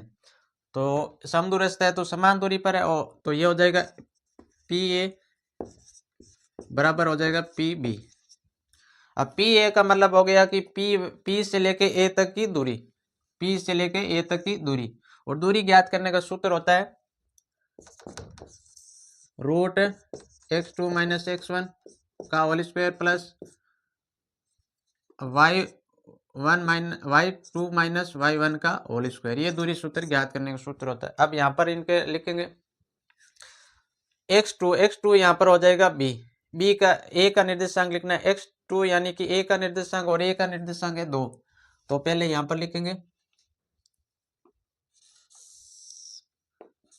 2, फिर b का निर्देशांक लिखना है माइनस लगा के, p का लिखना है माइनस लगा के, और p1 का निर्देशांक हो जाएगा x, फिर होल स्क्वायर, फिर यहाँ पर प्लस का प्लस y2 यानी कि a का जो y वाला मान है -5, फिर माइनस का माइनस y1 यानी कि p का जो y का मान है ये 0 का होल स्क्वायर बराबर हो जाएगा। यहाँ पर भी सेम सूत्र लगा के लिखना है इसको, p और b, जिसमें से यहाँ पर लिखना है पहले x2 यानी कि b का x वाला मान, तो ये b का x वाला मान है -2, फिर माइनस का माइनस, फिर यहाँ पर p का जो x वाला मान लिखना है वो x का होल स्क्वायर प्लस का प्लस y2 हो जाएगा ये 9, फिर माइनस का माइनस y1 हो जाएगा ये 0, y1 का यानी इसका मान लिखना 0 का हो जाएगा होल स्क्वायर। अब इसको सरल करना है, तो सरल करने के लिए पहले रूट का रूट, ये सर्वसमी का a - b का होल स्क्वायर से सरल करेंगे इसको। तो a - b का होल स्क्वायर होता है a² - 2ab प्लस b²। तो इसको सरल करते हैं, a² यानी कि 2 का स्क्वायर होता है 4, फिर माइनस का माइनस 2ab, तो 2 ये गुणा करेंगे तो ये हो जाएगा 4x, फिर प्लस का प्लस x² b² यानी कि यहाँ पर करना है x², फिर प्लस का प्लस -5 में से 0 जाएंगे -5, और घात समय तो ये माइनस हट जाएगा, और 5 का वर्ग करूंगा तो ये हो जाएगा 25। तो यहाँ पर रूट का रूट, और इसमें भी ये सर्व समीकरण लगेगी, तो a² यानी कि 2 का स्क्वायर होता है 4, फिर यहाँ पर माइनस है तो ये लिखेंगे माइनस, फिर 2 का 2 इंटू a की जगह लिखेंगे -2, और b की जगह है यहाँ पर x, तो x, फिर ये हो जाएगा प्लस का प्लस बी स्क्वायर यानी कि एक्स का स्क्वायर, और फिर प्लस का प्लस, 9 में से 0 जाएगा 0, और 9 का वर्ग करेंगे तो ये हो जाएगा 81। अब इसको आगे थोड़ा सा और सरल करते हैं, जहाँ यहाँ पर तो हो जाएगा 4 माइनस 4x प्लस का एक्स स्क्वायर प्लस के 25, और बराबर इस साइड हो जाएगा 4। अब देखो माइनस को माइनस से गुणा करूंगा प्लस, 2 को 2 से गुणा किया 4, 4 को 1 से गुणा करूंगा 4x, फिर प्लस का एक्स स्क्वायर और प्लस के 81। अब यहाँ तक तो हो गया सरल। अब मैं दोनों तरफ ये जो रूट है इसको हटाना चाहूंगा, तो रूट हटाने के लिए दोनों तरफ मैं करूंगा वर्ग, तो यहाँ लिखेंगे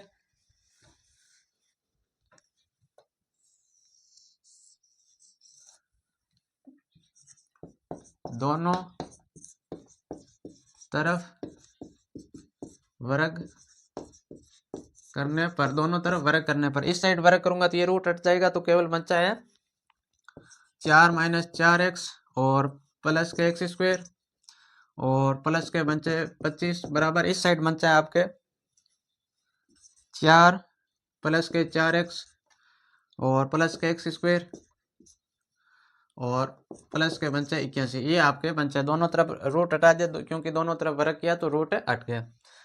अब यहाँ पर ये 4 प्लस के और यहाँ पर भी ये 4 प्लस के, ये 4 प्लस बराबर किस साइड आएगा, माइनस के अंदर, तो 4 में से 4 जाएगा 0, तो ये मैं पहले ही काट देता हूँ।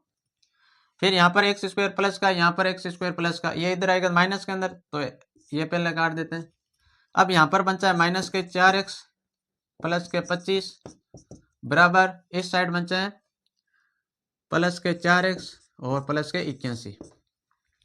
तो ये 4x प्लस के इस साइड आएगा तो माइनस के अंदर, तो माइनस के 4x पहले से, ये 4x और आ गया, फिर यहाँ पर 81 और 25 प्लस इस साइड जाएगा तो माइनस के अंदर 25, माइनस के 4x और माइनस के 4x हो गए माइनस के 8x, माइनस के 8x और बराबर 81 में से 25 जाएंगे तो ये बचेंगे आपके 56। अब x का मान ज्ञात करना, तो x बराबर हो जाएगा 56 बटा माइनस के 8, और 56 के अंदर 8 का भाग दूंगा तो ये x बराबर आ जाएगा माइनस के 7। तो x का मान आ गया माइनस के 7। तो यहाँ पर जहाँ x है वहां पर लिखेंगे माइनस का 7, तो यहाँ लिखेंगे अतः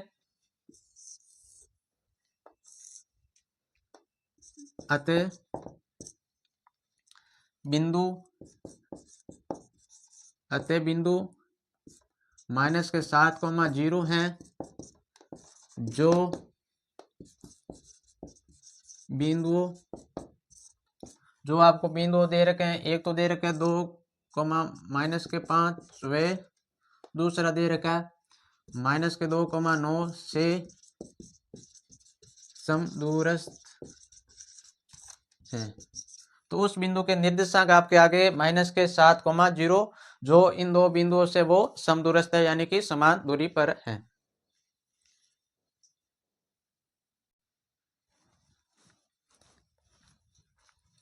आगे क्वेश्चन है 10वें क्वेश्चन के अंदर आपको दे रखा है 2 tan स्क्वायर 45 और प्लस कोस स्क्वायर 30 डिग्री और फिर आपको दे रखा है साइन स्क्वायर 60 डिग्री। तो इसको मान ज्ञात करना है, तो मान ज्ञात करने के लिए यहाँ पर लिखेंगे 2 का 2 इंटू tan 45 का मान होता है 1 और ऊपर स्क्वायर है तो स्क्वायर, फिर प्लस का प्लस, कोस 30 डिग्री का मान होता है √3/2 और ऊपर स्क्वायर है तो स्क्वायर, फिर प्लस का माइनस, और साइन 60 का भी मान होता है √3/2 और ऊपर स्क्वायर है तो स्क्वायर। तो इसको थोड़ा सा सरल करेंगे, 1 का स्क्वायर होता है 1 और 1 को 2 से गुणा करेंगे तो ये हो जाएगा 2, फिर प्लस का प्लस।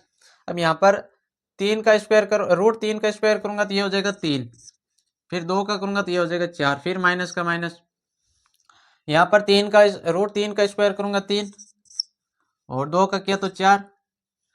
अब यहाँ पर प्लस के 3/4 है, यहाँ पर माइनस के 3/4 आपस में कट गए तो इसका उत्तर आ गया 2। तो इसका उत्तर मान आएगा वो आएगा 2।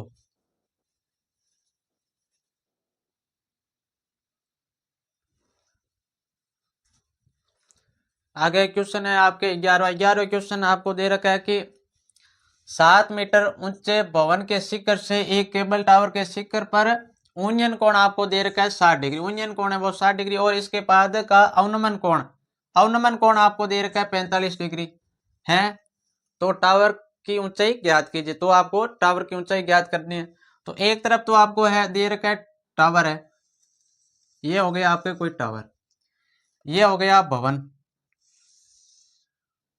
तो इसमें दे रखा है भवन की जो ऊंचाई है वो 7 मीटर है, तो ये भवन है वो 7 मीटर है। और इस भवन का नाम दे देता हूँ ए और ये बी, यहाँ पर इसका नाम दे देते हैं सी और डी। टावर है जो है जिसका नाम दे दिया सी और डी, और भवन है जो ए बी।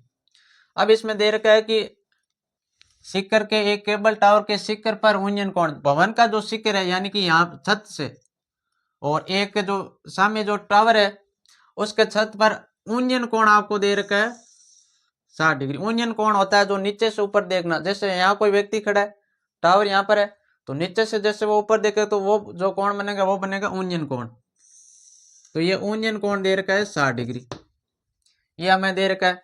इसके पाद यानी कि नीचे तल यहाँ पर का अवनमन कोण, यहाँ से इस व्यक्ति जैसे ये टावर के छत पर देखेगा तो ये यूनियन कोण, और ये भवन के जो नीचे दे रखे तल पर देखेगा तो ये कोण बन गए आपके अवनमन कोण। और अवनमन कोण बनता है यहाँ पर, ये दे रखा है 45 डिग्री। मैं इसको इससे इस प्रकार थोड़ा सा मिला दूं, इसका नाम दे दूं मैं ए ई। अब यहाँ पर देखो ये एक जेड बन रहा है इस प्रकार, तो ये 45 डिग्री है, तो ये भी 45 डिग्री होगा। क्यों? ये एकांतर कोण है और एकांतर कोण हमेशा बराबर होता है। तो ये 45 डिग्री है, तो ये भी हो गया आपके 45 डिग्री। अब आपको टोटल यहाँ से लेके और यहाँ तक इस जो टावर है इसकी ऊंचाई ज्ञात करनी है। तो ये मेरे को 7 मीटर दे रखे है, ये 7 है, तो इसके सामने वाली ये भी 7 हो जाएगी, 7 मीटर यहाँ तक हो जाएगी, ये पूरी 7। अब मैं इसको पहले ये जो आधार है ये ज्ञात कर लूंगा। ये मान लो 5 मीटर आ गया, तो ये भी 5 होगा क्योंकि दोनों बराबर है।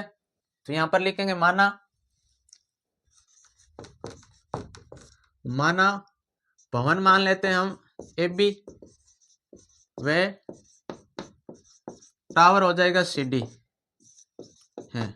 टावर है जो सी डी है, भवन है वो ए बी, ये हमने मान लिया। तो अब मैं पहले त्रिभुज ले रहा हूं ए बी डी, ये त्रिभुज ए बी डी, यहाँ लिखेंगे त्रिभुज ए बी और डी में। इस त्रिभुज के अंदर मेरे को ये आधार ज्ञात करना है और लंब दे रखे आधार और लंब टेन के अंदर आता है, टेन के अनुपात है, तो टेन थीटा बराबर हो जाएगा लंब बटा आधार। लंब आपको दे रखा है ए बी और आधार एस बी डी, ये हो जाएगा आधार। अब टेन थीटा का मान दे रखा है 45 डिग्री, तो यहाँ लिखेंगे टेन 45 डिग्री बराबर हो जाएगा ए बी यानी कि मान दे रखा है 7, और बी डी का ज्ञात करना, तो बी डी टेन 45 डिग्री का मान होता है 1, तो यहाँ लिखेंगे टेन 45 की जगह 1 बराबर 7 बटा बी डी, बी और डी। ये बी डी भाग के अंदर है, एक को एक साइड आएगा तो बी डी को 1 से गुणा करेंगे तो बी डी हो जाएगी। तो बी डी बराबर आपके आ गया 7 मीटर। बी डी यानी कि ये जो बी और डी यहाँ से और यहाँ तक ये पूरी आ गई 7 मीटर, ये इतनी 7 है तो ये भी हो जाएगी 7 मीटर। अब मेरे को क्या करना है, आधार दे रखा है, टेन वाले सूत्र लगा के और ये लंब ज्ञात कर लूंगा, फिर इसको और इसको आपस में जोड़ देंगे और पूरा टोटल ये लंबाई आ जाएगी। यहाँ अब लिखेंगे अब मैं त्रिभुज ले रहा हूं। अब लिखने से पहले थोड़ा सा लिख लेंगे एडी बीडी बराबर है ए ई के, ए यानी कि ये जो भुजा है ये इस भुजा के बराबर है, और ये टोटल बराबर हो जाएगी 7 मीटर। अब लिखेंगे अब त्रिभुज ले रहे हैं ए सी ई, त्रिभुज ए सी और ई में। इस त्रिभुज के अंदर टेन थीटा का मान दे रखा है 60 डिग्री अब की बार, तो टेन 60। लंब ये दे रखा है सी ई और आधार है 7, तो अब टेन 60 डिग्री का मान होता है √3 बराबर सी ई बट्टे के अंदर आ जाएगा 7। ये 7 भाग के अंदर इस साइड आ जाएगा गुणा के अंदर, तो सी ई बराबर हो जाएगा 7√3 मीटर। सी बराबर आ गया 7√3 मीटर। सी का मतलब हो गया ये 7√3 मीटर। अब ये इतनी देर की 7√3 मीटर और ये नीचे वाली 7, तो दोनों को जोड़ूंगा तो यहाँ से लेके यहाँ तक एक टावर की ऊंचाई आ जाएगी। तो अब लिखेंगे टावर की ऊंचाई, टावर की ऊंचाई। तो टावर की ऊंचाई टोटल है आपके सी डी बराबर 7√3 प्लस 7 जोड़ूंगा 7 ये और 7√3 ये दोनों को जोड़ूंगा तो ये टोटल ऊंचाई आ जाएगी। तो इसमें से 7 कॉमन आ रहा है तो 7 बार ले लिया तो यहाँ पर बचा √3 प्लस का 1 मीटर। ये आपके टावर की ऊंचाई आ गई। टावर की ऊंचाई आ गई 7√3 प्लस 1।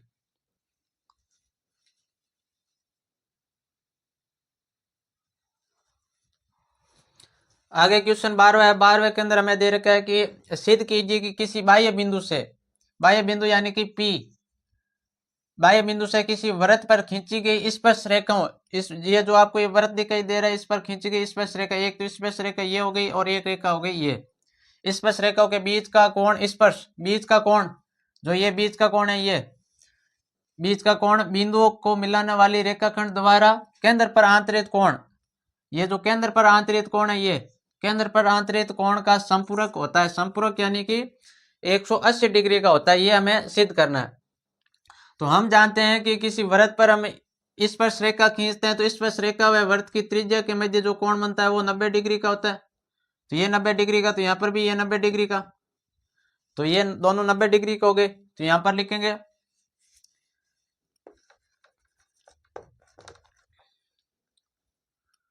ओ केंद्र वाले किसी वृत्त पर बिंदु P से दो स्पर्श रेखाएं, दो स्पर्श रेखाएं कौन कौन सी हो जाएगी? एक तो स्पर्श रेखा ये हो गई P A व PB है, ये दो स्पर्श रेखा हो गई जो वृत्त के, जो बाह्य बिंदु से वृत्त पर दो स्पर्श रेखा खींचती है। यहाँ लिखते हैं हम जानते हैं कि स्पर्श रेखा व त्रिज्या के मध्य कोण 90 डिग्री का होता है। हम जानते हैं कि जो स्पर्श रेखा और त्रिज्या के मध्य का कोण होता है वो 90 डिग्री का होता है। तो चतुर्भुज,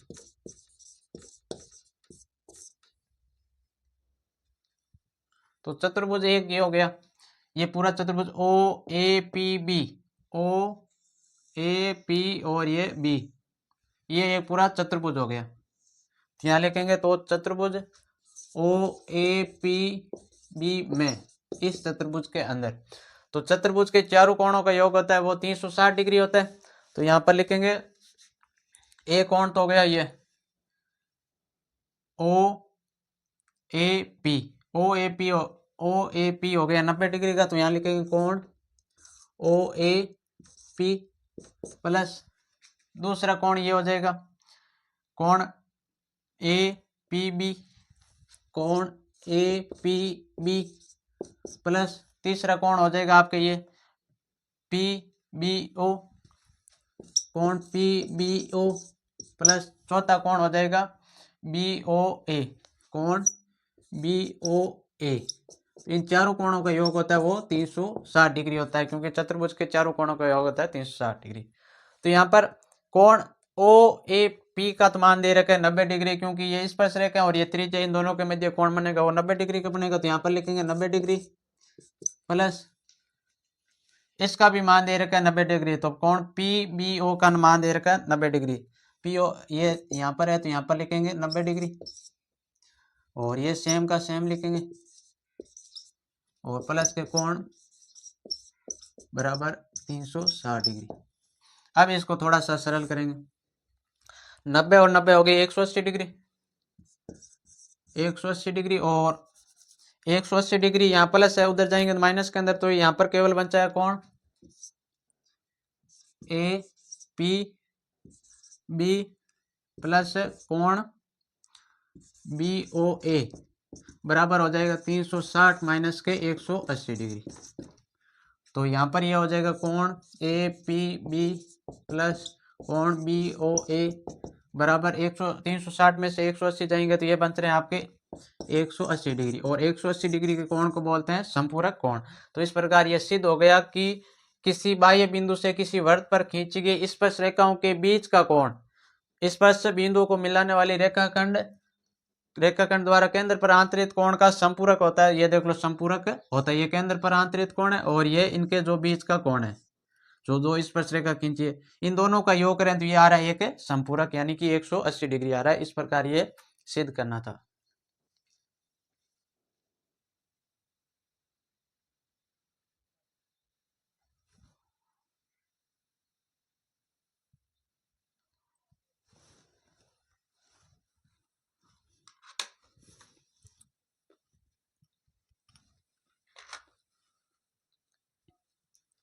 आगे 13वां क्वेश्चन है। 13वें क्वेश्चन के अंदर दे रखा है कि एक थैले में 3 लाल गेंद और 5 काली गेंद है। इस थैले में से एक गेंद यादृच्छा निकाली जाती है, तो इसकी क्या प्रायिकता है कि गेंद होनी चाहिए लाल, और दूसरे में पूछा गेंद है जो लाल है नहीं है। ये आपको 2 पॉइंट बताने इसके अंदर। तो प्रायिकता वाला जो प्रश्नावली उनमें से ये क्वेश्चन आया है। तो इसमें से दे रखी है कि 3 लाल गेंद है, तो लाल गेंद लिखेंगे, लाल गेंद बराबर है 3, और काली गेंद है, काली गेंद है आपके 5। तो कुल गेंदें हो जाएगी, कुल गेंदें यानी कि 3 और 5 हो गए आपके, 3 + 5 = 8। तो कुल गेंदें है 8, कि एक थैला है, थैले के अंदर कुल गेंदें है जो 8 है, जिसमें से 3 गेंद है वो लाल है और काली गेंद है वो 5 है। अब हमें पहले के अंदर पूछा है कि गेंद होनी चाहिए लाल। इसकी क्या प्रायिकता है कि जो उस थैले में से मैं एक गेंद बाहर निकालूं और वो गेंद लाल निकले, इसकी क्या प्रायिकता है। तो यहाँ लिखेंगे तू पी लाल, पी लाल हो यानी कि लाल गेंद निकलने की प्रायिकता ये हो जाएगी लाल गेंद बटे के अंदर आ जाएगी कुल गेंदें, बटे के अंदर आ जाएगी कुल गेंदें। तो लाल गेंद है वो आपके 3 और कुल गेंद है 8, तो इसकी प्रायिकता आ जाएगी 3/8, कि उस थैले में से सीधी ये गेंद निकालूंगा और वो गेंद लाल हो, इसकी प्रायिकता आ जाएगी 3/8। अब आगे दूसरे के अंदर पूछा, ये तो हो गया आपके पहला। दूसरे के अंदर पूछा है कि लाल नहीं हो, कि वो गेंद निकले वो गेंद लाल नहीं होगा, तो लाल नहीं होगी तो वो गेंद होगी काली, क्योंकि थैले के अंदर 2 तरह की गेंद है, एक तो है लाल और दूसरी है काली। तो ये पूछा है कि वो गेंद लाल नहीं हो, तो लाल नहीं हो तो पीछे गेंद बनती है काली, तो वो गेंद निकलेगी वो काली होगी। तो यहाँ लिखेंगे पी, पी क्या यानी प्रायिकता लाल नहीं हो, लाल नहीं हो, इसकी प्रायिकता हो जाएगी लाल नहीं हो यानी कि काली गेंद। तो यहाँ लिखेंगे काली गेंद और बटे के अंदर आ जाएगी कुल गेंदें, काली गेंद या कुल गेंदें। तो काली गेंद आपके दे रखी है 5 और कुल गेंदें दे रखी है 8, तो इसकी प्रायिकता आ जाएगी 5/8।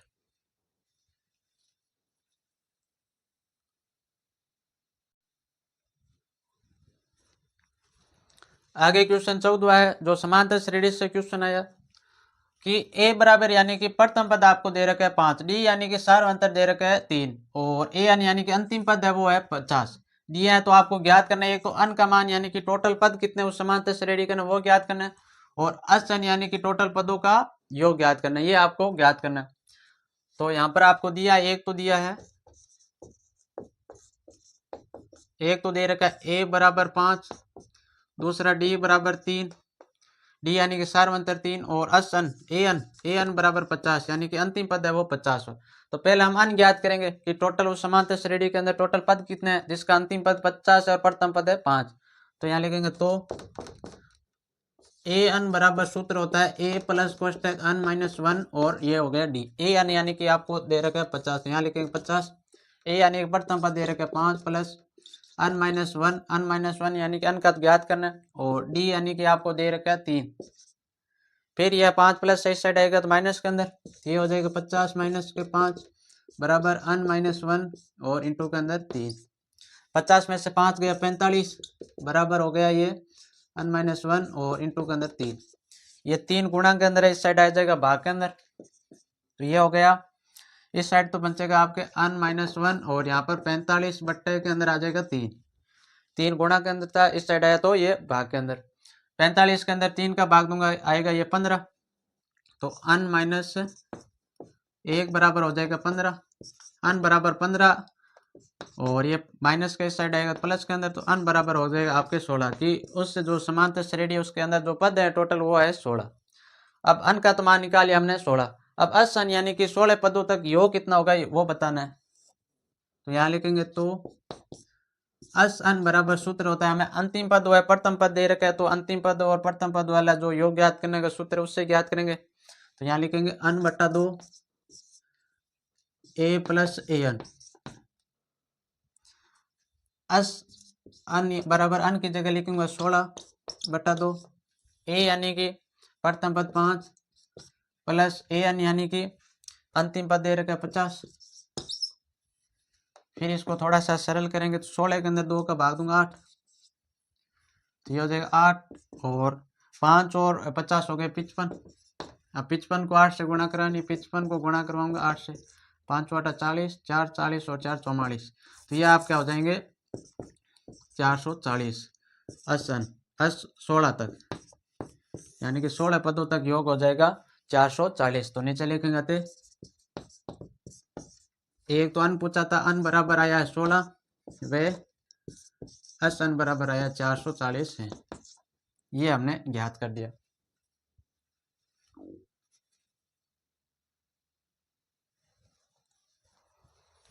आगे 15वां क्वेश्चन है जो निर्देशांक वाली जो प्रश्नावली उससे लिया गया। यदि बिंदु आपको दे रखे, एक तो बिंदु के निर्देशांक है 1,2, दूसरे जो बिंदु है उसके निर्देशांक हो गए 4,y, फिर जो तीसरा बिंदु है जिसके x,6 और चौथा है जिसके हो गया 3,5। इसी प्रकार इसी क्रम में लेने पर एक समांतर चतुर्भुज, आपको चतुर्भुज दे रखा है वो है समांतर चतुर्भुज के शीर्ष हो, ये समांतर चतुर्भुज के शीर्ष है, जैसे ये हो गया ए, ये बी, ये सी और ये डी, जिसके निर्देशांक मैंने लिख दिया, और ये आपकी एक है समांतर चतुर्भुज शीर्ष हो, तो x और y का मान ज्ञात कीजिए। यहाँ पर एक तो x और y का मान ज्ञात करना है, तो ये समांतर चतुर्भुज है, और हम जानते हैं कि समांतर चतुर्भुज की आमने सामने की भुजा होती है वो समांतर होती है और बराबर भी होती है, और जिस इसके जो विकर्ण है वो आपस में समद्विभाजित करते हैं, समद्विभाजित करते हैं। समद्विभाजित मतलब विकर्ण, जैसे मान लो ये यहाँ से लेके और यहाँ तक ये टोटल दूरी मान लो है 10 मीटर है, तो ये विकर्ण खींचेंगे तो ये आपस में बराबर भागों में विभाजित कर देगा, तो ये हो जाएगी 5 और ये हो जाएगी 5, समद्विभाजित विभाजित बराबर भागों में ये आपस में विभाजित कर रहे हैं। तो मैं मध्य बिंदु वाला जो सूत्र लगा के और x और y के मान ज्ञात करेंगे। तो हमें दिया है, यहाँ लिखेंगे दिया है, एक तो दे रखा ए के निर्देशांक है 1,2, दूसरा बी का निर्देशांक है आपके 4,y, और सी के निर्देशांक हो जाएंगे x,6 और डी के निर्देशांक है 3,5। 5 समांतर चतुर्भुज के शीर्ष, ये समांतर चतुर्भुज के शीर्ष ये हमें दिया है। तो हम जानते हैं कि समांतर चतुर्भुज के जो विकर्ण होते हैं वो समद्विभाजित करते हैं, तो यहाँ लिखेंगे हम जानते हैं कि समांतर चतुर्भुज के विकर्ण एक दूसरे को समद्विभाजित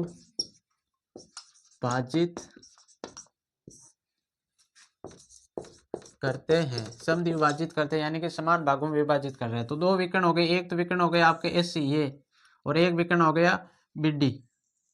तो इन दोनों विकर्णों का मैं मध्य बिंदु का सूत्र लगा के और x और y का मान ज्ञात करूंगा। तो यहाँ लिखूंगा एस सी का मध्य बिंदु बराबर, समद्विभाजित कर रहे हैं तो बराबर भागों में विभाजित कर रहे हैं, तो एस सी का मध्य बिंदु बराबर हो जाएगा बी का मध्य बिंदु, बी का मध्य बिंदु, एसी का मध्य बिंदु बराबर बी का मध्य बिंदु। और मध्य बिंदु ज्ञात करने का सूत्र होता है x2 + x1 बटे के अंदर 2, y2 प्लस y1 बटे के अंदर 2। ये मध्य बिंदु ज्ञात करने का सूत्र होता है। यहाँ लिखेंगे x, y, ये मध्य बिंदु ज्ञात करने का सूत्र होता है। अब इनके मान लिखते जाएंगे। पहले AC का मध्य बिंदु AC, A और C, इसका मध्य बिंदु ज्ञात कर रहे हैं। तो यहाँ पर AC यानी कि x2 हो जाएगा आपके x प्लस x1 हो जाएगा आपके 1 बट्टे के अंदर 2, फिर कोमा का कोमा। y का ज्ञात कर रहे हैं तो y2 यानी कि 6 प्लस y1 हो जाएगा 2 बट्टे के अंदर 2, बराबर इस साइड का हम इस विकर्ण का मध्य बिंदु ज्ञात करेंगे BD। तो BD के अंदर हो जाएगा x2 तो हो जाएगा 3 प्लस x1 हो जाएगा 4 बटे के अंदर 2, फिर कोमा, फिर y2 हो जाएगा 5 प्लस y1 हो जाएगा आपके y और बटे के अंदर 2। अब इनको थोड़ा सा सरल करते हैं। ये हो गया आपके x प्लस 1 बटे के अंदर 2, कोमा 6 और 2 हो गए 8 और बटे के अंदर 2, फिर बराबर 3 और 4 हो गए 7 बटे के अंदर 2 और यहाँ पर हो जाएंगे 5 प्लस y बटे के अंदर 2। अब यहाँ पर ये x का मान है और यहाँ पर ये x का मान है, यहाँ पर ये y का मान है और यहाँ पर ये y का मान है। अब मैं तुलना करूंगा तो यहाँ लिखूंगा तुलना करने पर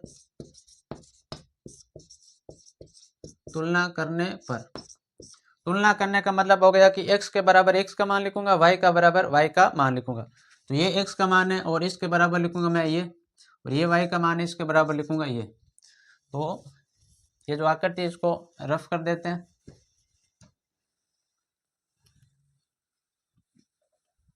अब जो इससे नीचे वाला भाग है वो यहाँ पर लिख रहा हूं, तो आप कॉपी के अंदर नीचे ही लिखना। तो x वाला मान है तुलना करने पर, तो ये हो जाएगा x प्लस 1 बटे के अंदर 2 और बराबर का इस साइड आ जाएगा 7 बटा 2 और इस साइड लिखेंगे ये हो गया आपके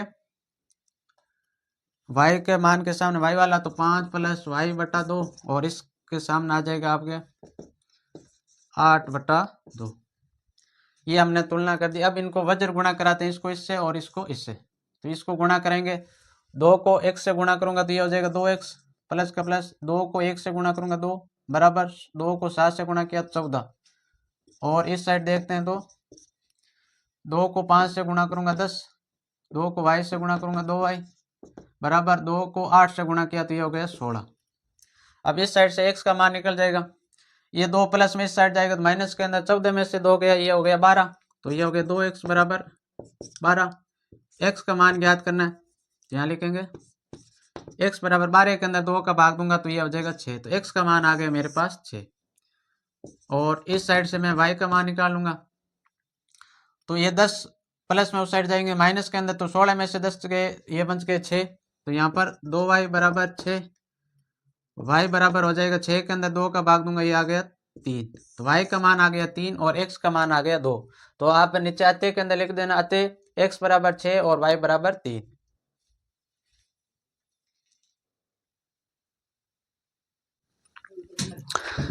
आगे 16 क्वेश्चन है। 16 क्वेश्चन के अंदर आपको दे रखा है कि 6 सेमी त्रिज्या वाले एक वृत्त के एक त्रिज्या खंड का क्षेत्रफल ज्ञात कीजिए, जिसका कोण आपको दे रखा है, थीटा का मान दे रखा है 60 डिग्री और पाई का मान आपको लेना है 22/7 और आपको एक वृत्त के त्रिज्या खंड होता है उसका क्षेत्रफल ज्ञात करना है। जैसे मान लो ये एक वृत्त है जिसका ये केंद्र हो गया और त्रिज्या खंड होता है ये, तो इस पूरे भाग का आपको क्षेत्रफल ज्ञात करना है जिसकी आपको त्रिज्या दे रखी है 6 मीटर और इस कोण ये थीटा दे रखा है आपको 60 डिग्री और आपको इस त्रिज्या खंड का क्षेत्रफल ज्ञात करना है। तो इसको लिख देते हैं O, A, B और C। तो यहाँ लिखेंगे O, A, B, C एक वृत्त का त्रिज्या खंड है, वृत्त का त्रिज्या खंड, ये एक वृत्त का त्रिज्या खंड है जिसमें R का मान आपको दे रखा है, त्रिज्या वो दे रखी है 6 मीटर 6 मीटर और थीटा का मान दे रखा है 60 डिग्री। तो त्रिज्या खंड ज्ञात करने का सूत्र होता है पाई आर स्क्वायर थीटा बटा 360, पाई आर स्क्वायर थीटा बटा 360।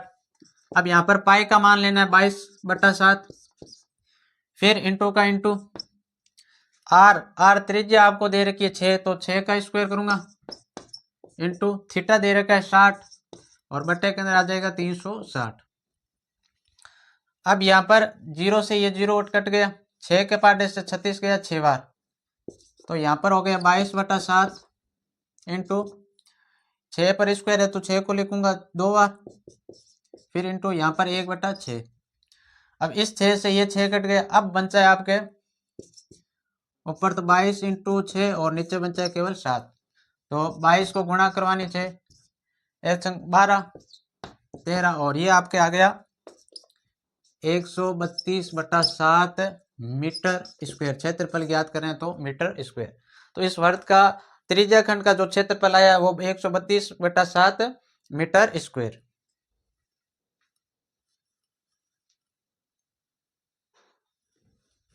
यहाँ मीटर की जगह सेमी दे रखा है तो यहाँ सेमी कर लेना, सेमी स्क्वायर, यह भी हो जाएगा आपके 6 सेमी, त्रिज्या वो 6 सेमी और यहाँ पर भी हो जाएगा 6 सेमी, क्योंकि ये 6 सेमी दे रखा है, मीटर नहीं दे रखा है, तो यहाँ पर अब इसका क्षेत्रफल हो जाएगा 132/7 सेमी स्क्वायर।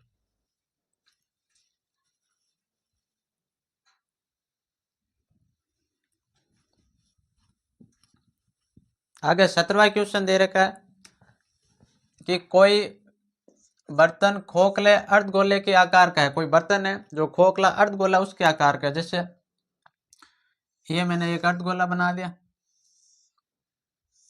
ये हो गया अर्धगोला। कोई बर्तन एक खोखले अर्धगोले के आकार का है जिसके ऊपर एक खोखला बेलन रखा है, अध्यारोपित है यानी कि उस पर रखा हुआ है, जो है एक खोखला बेलन। खोखला बेलन हो गया ये कोई नीचे अर्धगोला है, अर्धगोले के ऊपर एक खोखला बेलन रखा हुआ है, अध्यारोपित है। अर्धगोले का व्यास 14 सेमी, अर्धगोले का व्यास यानी कि यहां से लेकर और यहां तक दे रखा है 14 सेमी, ये दे रखा है 14 सेमी। इसका व्यास 14 सेमी है तो बेलन का भी 14 सेमी होगा, क्योंकि गोले के ऊपर बेलन रखा है, तो जितना गोले का व्यास है उतना ही अर्धगोले का जो बेलन है उसका व्यास होगा। व्यास आपको 14 सेमी दे रखा है। इस बर्तन की कुल ऊंचाई आपको दे रखी है 14 सेमी, कुल ऊंचाई यानी कि यहां से लेके और यहां तक ये टोटल दे रखी है 13 सेमी, कुल ऊंचाई दे रखी है आपको 13 सेमी। इस बर्तन का आंतरिक पृष्ठीय क्षेत्रफल ज्ञात कीजिए। इस बेलन का जो आंतरिक पृष्ठीय क्षेत्रफल है वो आपको ज्ञात करना है। तो यहाँ पर ये आपको व्यास दे रखा 14 सेमी, तो इसकी त्रिज्या हो जाएगी 7, अर्धगोले की त्रिज्या हो जाएगी 7, और बेलन की जो ये अर्ध बेलन है खोखला उसकी भी त्रिज्या हो जाएगी 7, क्योंकि दोनों का व्यास समान है और व्यास होता है जो त्रिज्या की दुगुना होता है। तो व्यास आपको 14 दे रखा है तो त्रिज्या हो जाएगी 7, तो टोटल ऊंचाई आपको दे रखी है यहाँ से लेके यहाँ तक 13 सेमी। तो ये त्रिज्या मान लो ये अर्धगोला है और अर्धगोले की ये त्रिज्या हो गई 7 सेमी, तो ये 7 है तो नीचे भी 7 ही होगी, क्योंकि एक खोखला अर्धगोला है तो गोले की त्रिज्या चारों ओर समान होती है, तो इधर भी 7 सेमी है तो नीचे भी हो जाएगी 7। तो यहाँ से लेके और यहाँ तक टोटल लंबाई दे रखी है मेरे को 13 सेमी। यदि मैं इस बेलन की ऊंचाई या लंबाई ज्ञात करना चाहूंगा तो 13 में से मैं घटाऊंगा 7, तो 13 में से 7 ही घटाऊंगा, क्योंकि ये त्रिज्या हो गई इतनी, तो यहाँ तक तो ये जो लंबाई आ गई वो आ गई आपके 7, क्योंकि ये त्रिज्या है, और 13 में से 7 घटाऊंगा तो मेरे को ये मान इतना प्राप्त हो जाएगा। तो 13 में से मैं 7 घटाऊंगा तो ये आपके बच गए 3 और 3 6। तो जो ये बेलन है, बेलन की जो ऊंचाई आ जाएगी वो आ जाएगी 6 सेमी। अब इसको सवाल करते हैं।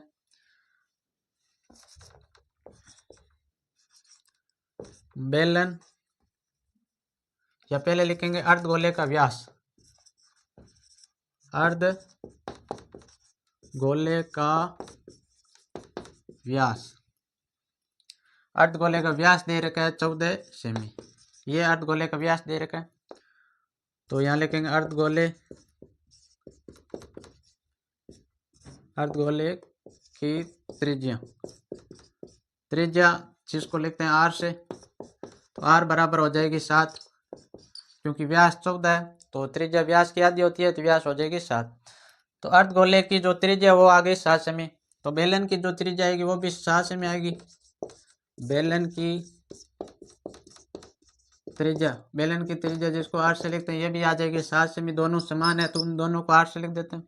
अब निकालेंगे बेलन की ऊंचाई या लंबाई जिसको h से लिखते हैं, तो ये हो जाएगी आपके 13 में से 7 घटाओगे ये आ जाएगी 6 सेमी। बेलन की जो ऊंचाई आ गई 6 सेमी। अब हमें पूछा इस बेलन का, इस बर्तन का आंतरिक पृष्ठीय क्षेत्रफल ज्ञात करना है, तो यहाँ लिखेंगे तो बर्तन का आंतरिक पृष्ठीय क्षेत्रफल। आंतरिक पृष्ठीय क्षेत्रफल ज्ञात करना है, आंतरिक पृष्ठीय यानी कि अंदर का पृष्ठीय क्षेत्रफल ज्ञात करना है। तो इसलिए मैं इस बेलन का जो वक्र पृष्ठीय क्षेत्रफल वो लगाऊंगा और अर्धगोले का जो वक्र पृष्ठीय क्षेत्रफल होता है वो लगाऊंगा। तो दोनों को जोड़ूंगा तो इस पूरे जो बर्तन है इसका आंतरिक पृष्ठीय क्षेत्रफल प्राप्त हो जाएगा। तो पहले अर्धगोल, ये जो बेलन दे रखा है ये बेलन का वक्र पृष्ठीय क्षेत्रफल होता है 2πr(h) प्लस अर्धगोला इसका वक्र पृष्ठीय क्षेत्रफल होता है 2πr²। 2πr(h) तो हो गया बेलन का वक्र पृष्ठीय क्षेत्रफल और 2πr² हो गया अर्धगोले का वक्र पृष्ठीय क्षेत्रफल। अब इनके मान रखते हैं, 2 का 2, पाई का मान हमें लेना है, यहाँ पर दे रखा है पाई का मान लेना है 22/7 कोई दे नहीं रखा अलग से, तो पाई का मान लेते हैं 22/7 इंटू आर यानी कि त्रिज्या दे रखी है, बेलन की जो त्रिज्या वो दे रखी है 7, फिर इंटू का इंटू h ऊंचाई दे रखी है 6 प्लस का प्लस, और यहाँ पर 2 इंटू पाई का मान 22/7 इंटू r² यानी कि r त्रिज्या दे रखी है 7 इंटू 7² है तो 7 को लिखूंगा 2r। अब इस 7 से ये 7 कट गया और इधर इस 7 से ये 7 कट गया। अब यहाँ पर बचा क्या है, 2 को 22 से गुणा करूंगा तो 44 इंटू के अंदर 6 फिर प्लस का प्लस, 2 को 22 से गुणा करूंगा 44 और इंटू के अंदर हो जाएगा 7। तो यहाँ पर 44 है, यहाँ पर भी 44 है, दोनों पदों में से मैं 44 ले लूंगा बाहर, तो यहाँ लिखेंगे 44 लेंगे बाहर, 44 बाहर ले लूंगा तो अंदर बचे गया 6 + 7, ये 6 और प्लस का प्लस और इस साइड का ये 7।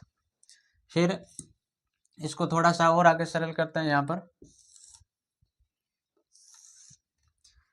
44 का 44 इंटू का 2, 6 और 7 जोड़ने पर हो गए आपके 13। अब 44 को गुणा करवानी है 13 से और इसका आंतरिक पृष्ठीय क्षेत्रफल आ जाएगा, 3 चौक होता है 12, 1 12 और 1 13, 1 4 और 4 2 7 और ये हो गए 5। तो इसका आंतरिक पृष्ठीय क्षेत्रफल आ जाएगा 572 मीटर दे रखा है या सेमी दे रखा है, तो 572 सेमी²। तो इस बेलन का जो आंतरिक पृष्ठीय क्षेत्रफल आया वो आया 572 सेमी²। तो यहाँ पर नीचे आते में आप लिखो कहते बेलन का आंतरिक पृष्ठीय क्षेत्रफल बराबर 572 सेमी²।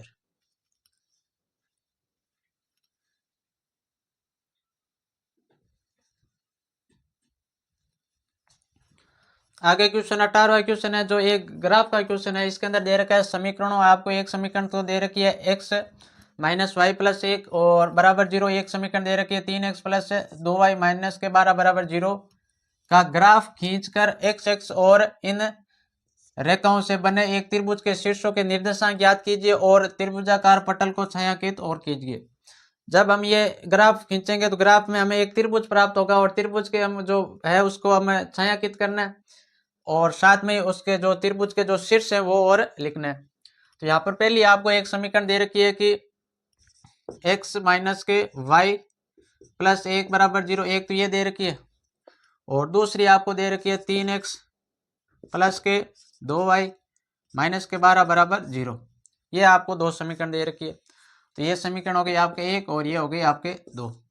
इस समीकरण 1 से मैं पहले x का मान निकालूंगा तो x बराबर हो जाएगा, ये 1 प्लस में बराबर के 0 के साइड आएगा तो माइनस का हो जाएगा और ये y प्लस में माइनस का इधर आएगा तो प्लस के अंदर, तो y को प्लस में करना है और a को करना है माइनस के अंदर। तो ये हो गया। अब हम x और y के मान निकाल लेंगे 2 3।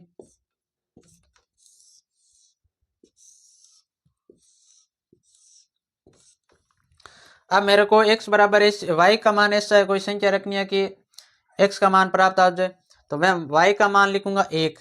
ये जो y है y की जगह लिखना 1, तो यहाँ 1 लिखा, 1 ये माइनस का 1 पहले से था तो प्लस 1 में से माइनस 1 गया 0, तो y का 1 मान रखने पर x का मान आ रहा है 0 इस x का। अब मैं y का मान रखूंगा 2, y का मान 2 रखते हैं यहाँ पर, तो y की जगह 2 लिखूंगा इसकी जगह, तो y में से 1 गया तो ये आ गया x का मान आ रहा है 1, यानी कि 2 में से 1 गया, x का मान आ रहा है 1, तो y का मान 2 रखने पर x का मान आ रहा है 1। y का मान लिखूंगा मैं 3, तो 3 में से 1 जाएगा, y का मान मैंने लिखा है 3, तो 3 में से 1 जाएगा, x का मान प्राप्त हो गया 2। तो इस प्रकार हमने ये इस समीकरण के निर्देशांक को ज्ञात कर लिए 3। आप अपने मन से 3 के 4 का जो भी ज्ञात करना चाहते हो उतने ज्ञात कर सकते हो। अब समीकरण 2 लेते हैं, आप लिखेंगे अब समीकरण 2 से, अब समीकरण 2 से, अब समीकरण 2 लेंगे। अब समीकरण 2 आपको दे रखी है कि 3x प्लस के 2y और माइनस के 12 बराबर 0। यहाँ इस समीकरण 2 से मैं x का मान निकालूंगा तो x बराबर हो जाएगा, ये 12 माइनस के उस साइड जाएंगे तो प्लस के हो जाएंगे, और 2y प्लस उस साइड जाएंगे तो माइनस के 2y, और बटे के अंदर आ जाएगा 3। अब यहाँ पर एक सारणी बनाएंगे और x और y के मान निकालेंगे,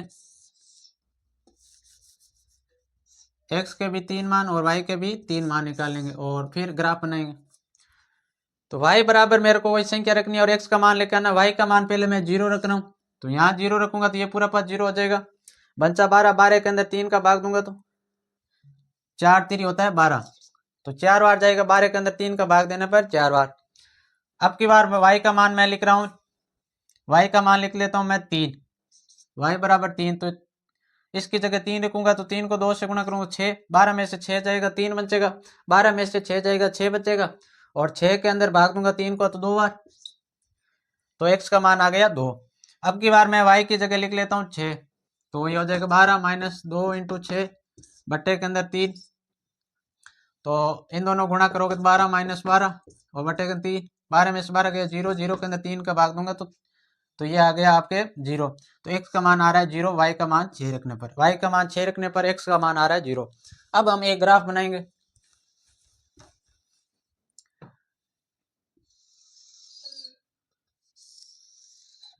अब हम एक बनाएंगे ग्राफ। ग्राफ के अंदर x का मान अधिकतम, x का मान है 4, तो 4 तक लेंगे, 1 2 3 और ये हो जाएगा 4। y का मान अधिकतम, y का मान है 6, तो y का मान लेंगे 6, 1 2 3, 3 के बाद आप ग्राफ के अंदर बनाओगे तो सही ढंग से बन जाएगा, ये 4 5 और ये हो गया 6, फिर ये माइनस का 1 और इस साइड माइनस का 2, फिर इस साइड माइनस का 1 और ये हो गया माइनस का 2। अब हम ये जो निकाले ये ग्राफ के अंदर लिखते हैं, x का मान 0, ये रहा x का मान 0, तो y का मान आ रहा है 1, तो x का मान 0 तो y का मान आ रहा है ये 1, ये बन रहा है 1 यहाँ पर। फिर x का मान 1 तो y का मान 2, x का मान 1 तो y का मान 2, तो ये लगभग आपके आएगा यहाँ पर। फिर x का मान 2 y का मान 3, x का मान 2 y का मान आ रहा है 3, तो ये लगभग बनेगा यहाँ पर। फिर ये जो एक सीधी रेखा प्राप्त हो रही है, इस सीधी रेखा को हम मिला देते हैं यहाँ से यहाँ तक, इस प्रकार ये मिलेगी। फिर दूसरे समीकरण से जो हमने x और y के मान निकाले वही वहां पर रखते हैं, x का मान 4 y का मान 0, x का मान 4 ये 4 और y का मान लेना 0, ठीक है। फिर x का मान 2, x का मान 2 और y का मान लेना 3, तो ये बिंदु यहाँ पर बनेगा। फिर x का मान 0 और y का मान 6, x का मान 0 y का मान 6, तो इसको मिलाने पर ये मिलेगा लगभग इस प्रकार। तो इसके निर्देशांक लिख देते हैं, एक तो इसके निर्देशांक हो जाएंगे माइनस का 1 और y का 0 है, और इसके निर्देशांक हो जाएंगे 2, 3 और इसके निर्देशांक हो जाएंगे 4, 0। ये हम एक त्रिभुज बनाया, तो इसके अंदर दे रखा है त्रिभुज पटल को छायांकित कीजिए, ये त्रिभुज पटल को हमने छायांकित कर दिया। और इससे आगे पहले हमें दे रखा था कि रेखा बना त्रिभुज के शीर्षों के निर्देशांक और लिखिए, शीर्षों के निर्देशांक, तो एक शीर्ष तो ये हो गया, तो यहाँ लिखेंगे त्रिभुज के शीर्ष, तो शीर्ष बराबर एक शीर्ष तो हो गया माइनस का 1, 0 दूसरा हो जाएगा आपके 4,0 और तीसरा हो जाएगा 2,3 है। ये त्रिभुज के 3 सेट्स हैं।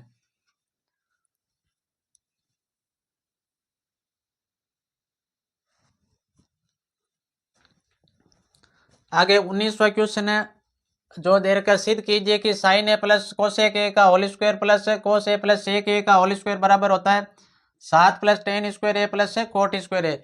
इसको वेरी वेरी मोस्ट लगा लेना, क्योंकि लगातार 4-5 सालों के अंदर ये क्वेश्चन आ रहा है। अब आपको यहाँ पर दे रखा है कि सिद्ध कीजिए, या तो आप ये साइड लेके चलो और ये, या फिर ये साइड लेके चलो। ये साइड लेके चल रहे हो तो ये साइड लेके आनी है, और इस साइड लेके चल रहे हो तो ये साइड आपको लेके आनी है।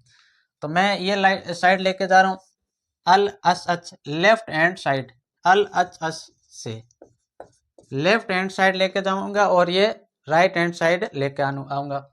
तो यहाँ पर आपको दे रखा है, पहले तो ये लिख लो, sine A plus cosec A का whole square plus cos A plus sec A का होल स्क्वायर, ये आपको दे रखा है। तो इसको मैं ए प्लस बी का जो होल स्क्वायर होता है उससे सरल करूंगा, तो ए प्लस बी का होल स्क्वायर होता है A square plus 2ab plus B square. तो इसको सरल करते हैं, तो ए स्क्वायर यानी कि साइन ए का स्क्वायर हो जाएगा यहाँ पर साइन स्क्वायर ए, फिर प्लस का प्लस 2ab यानी कि 2 साइन ए और कोस ए, फिर आगे प्लस का प्लस बी स्क्वायर यानी कि कोसेक स्क्वायर, कोसेक स्क्वायर ए। इस पद को मैंने सरल कर दिया। अब इस पद को और सरल करते हैं, यहाँ पर लगाएंगे प्लस का प्लस कोस ए का हो जाएगा, इस सर्व समीकरण सरल करेंगे तो कोस ए का हो जाएगा कोस स्क्वायर ए, फिर आगे प्लस का प्लस 2 का 2 2ab यानी कि 2 का लिख दिया ab यानी कि कोस ए और सेक ए, कोस ए और सेक ए, आपस में गुणा कराने पर ये हो गया 2 कोस ए और सेक ए। फिर यानी कि आगे दे रखा है बी स्क्वायर यानी कि सेक का स्क्वायर, तो प्लस हो जाएगा सेक स्क्वायर ए। अब यहाँ पर इसको थोड़ा सा आगे पीछे लिखते हैं, तो यहाँ पर साइन स्क्वायर ए है तो इसके पास लिख दूंगा कोस स्क्वायर ए, यहाँ लिखूंगा साइन स्क्वायर ए और पास में हो जाएगा प्लस में कोस स्क्वायर ए, फिर प्लस का प्लस, यहाँ पर दे रखा है 2 का 2 साइन ए और कोसेक ए का मान होता है 1, तो यहाँ 1 2 4 आप लिख लोगे। ये एक तो साइन ए और कोसेक ए दोनों आपस में गुणा के अंदर हो तो इसका मान होता है 1, और कोस ए और सेक ए ये दोनों आपस में गुणा में हो तो इसका मान होता है 1, और एक आपके होता है 1 प्लस कोट स्क्वायर ए बराबर होता है कोसेक स्क्वायर ए, और एक आपका होता है 1 प्लस टेन स्क्वायर ए बराबर होता है सेक स्क्वायर ए। ये 2 4 आपको ये सूत्र याद है तब जाके ये सवाल होगा, नहीं तो ये सवाल नहीं होगा।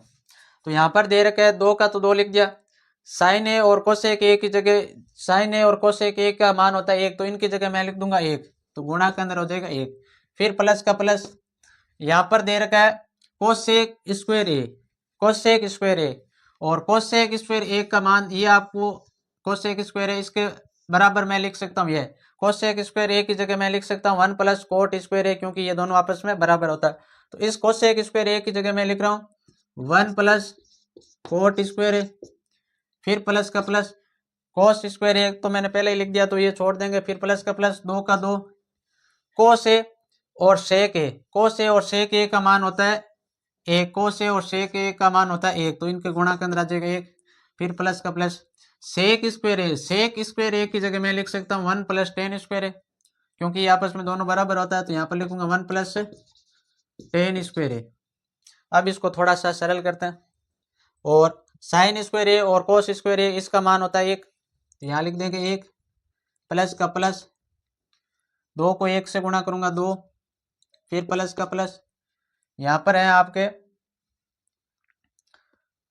कोस की जगह यहाँ कोट है, कोट स्क्वायर है, कोस एक स्क्वायर बराबर होता है 1 प्लस कोट स्क्वायर है, तो यहाँ 2 का 2 हो गया, फिर प्लस का एक, प्लस का प्लस, यहाँ पर है कोट स्क्वायर ए, फिर प्लस का प्लस, 2 को 1 से गुणा करूँगा 2, फिर प्लस का प्लस, 1 का 1 प्लस का प्लस और 10 square A.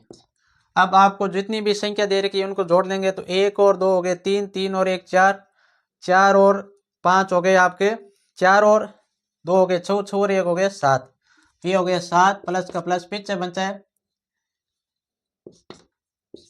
Coat square A plus 10 square ए। अब आपको ये सिद्ध करना था 7 प्लस 10 स्क्वायर है और कोट स्क्वायर है, और ये आगे साइड 7 प्लस कोट स्क्वायर है और प्लस में 10 स्क्वायर है। तो यहाँ ये पद आगे पीछे हो सकते हैं, तो यहाँ लिखेंगे अल अच अस बराबर आर अच अस, ये हमने सिद्ध कर दिया।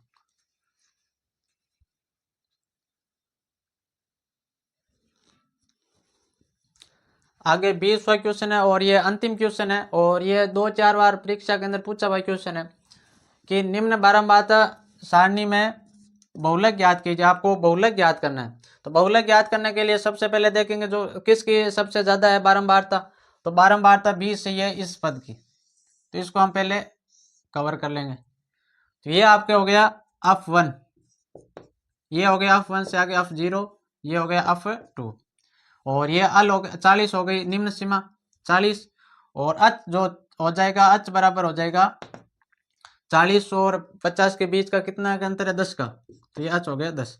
तो यहाँ पर लिखेंगे पहले आपको बहुलक ज्ञात करना है, तो सबसे पहले आपको देखना है कि जो बारंबारता किसकी अधिक है, तो बारंबारता यहाँ पर सबसे अधिक है 20 की, तो 20 वाले पद को हम पहले लो कर लेंगे।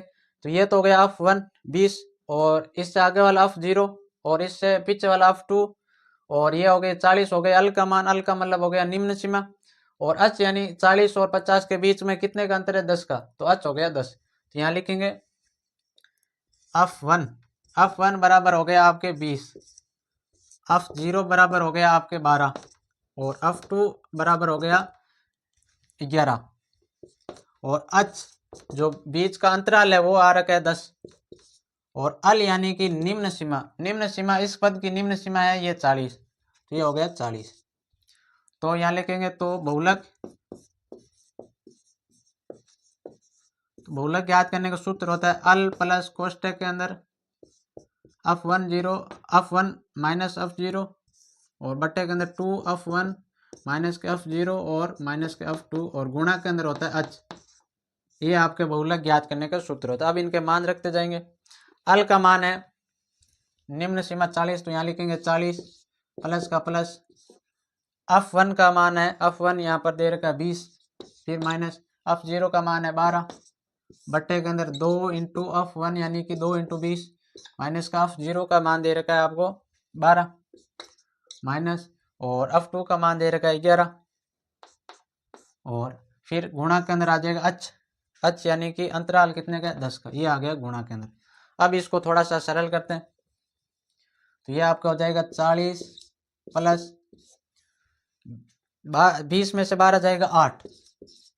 अब इनको सरल करते हैं, 2 को 20 से गुणा करूंगा तो 40, और ये माइनस के 12 माइनस के 11 इनको जोड़ के और 40 में से घटा देंगे, तो ये हो जाएगा 3 और ये हो गया 2 23, माइनस के 12 और माइनस के 11 हो गए 23। अब ये घटाते हैं, 1 10 10 में 7, तो यहाँ बचे 3 और ये 17, तो यहाँ घटाने पर ये आ गया 17 और ऊपर 8 और गुणा के अंदर आ गया 10। अब इनको सरल करते हैं,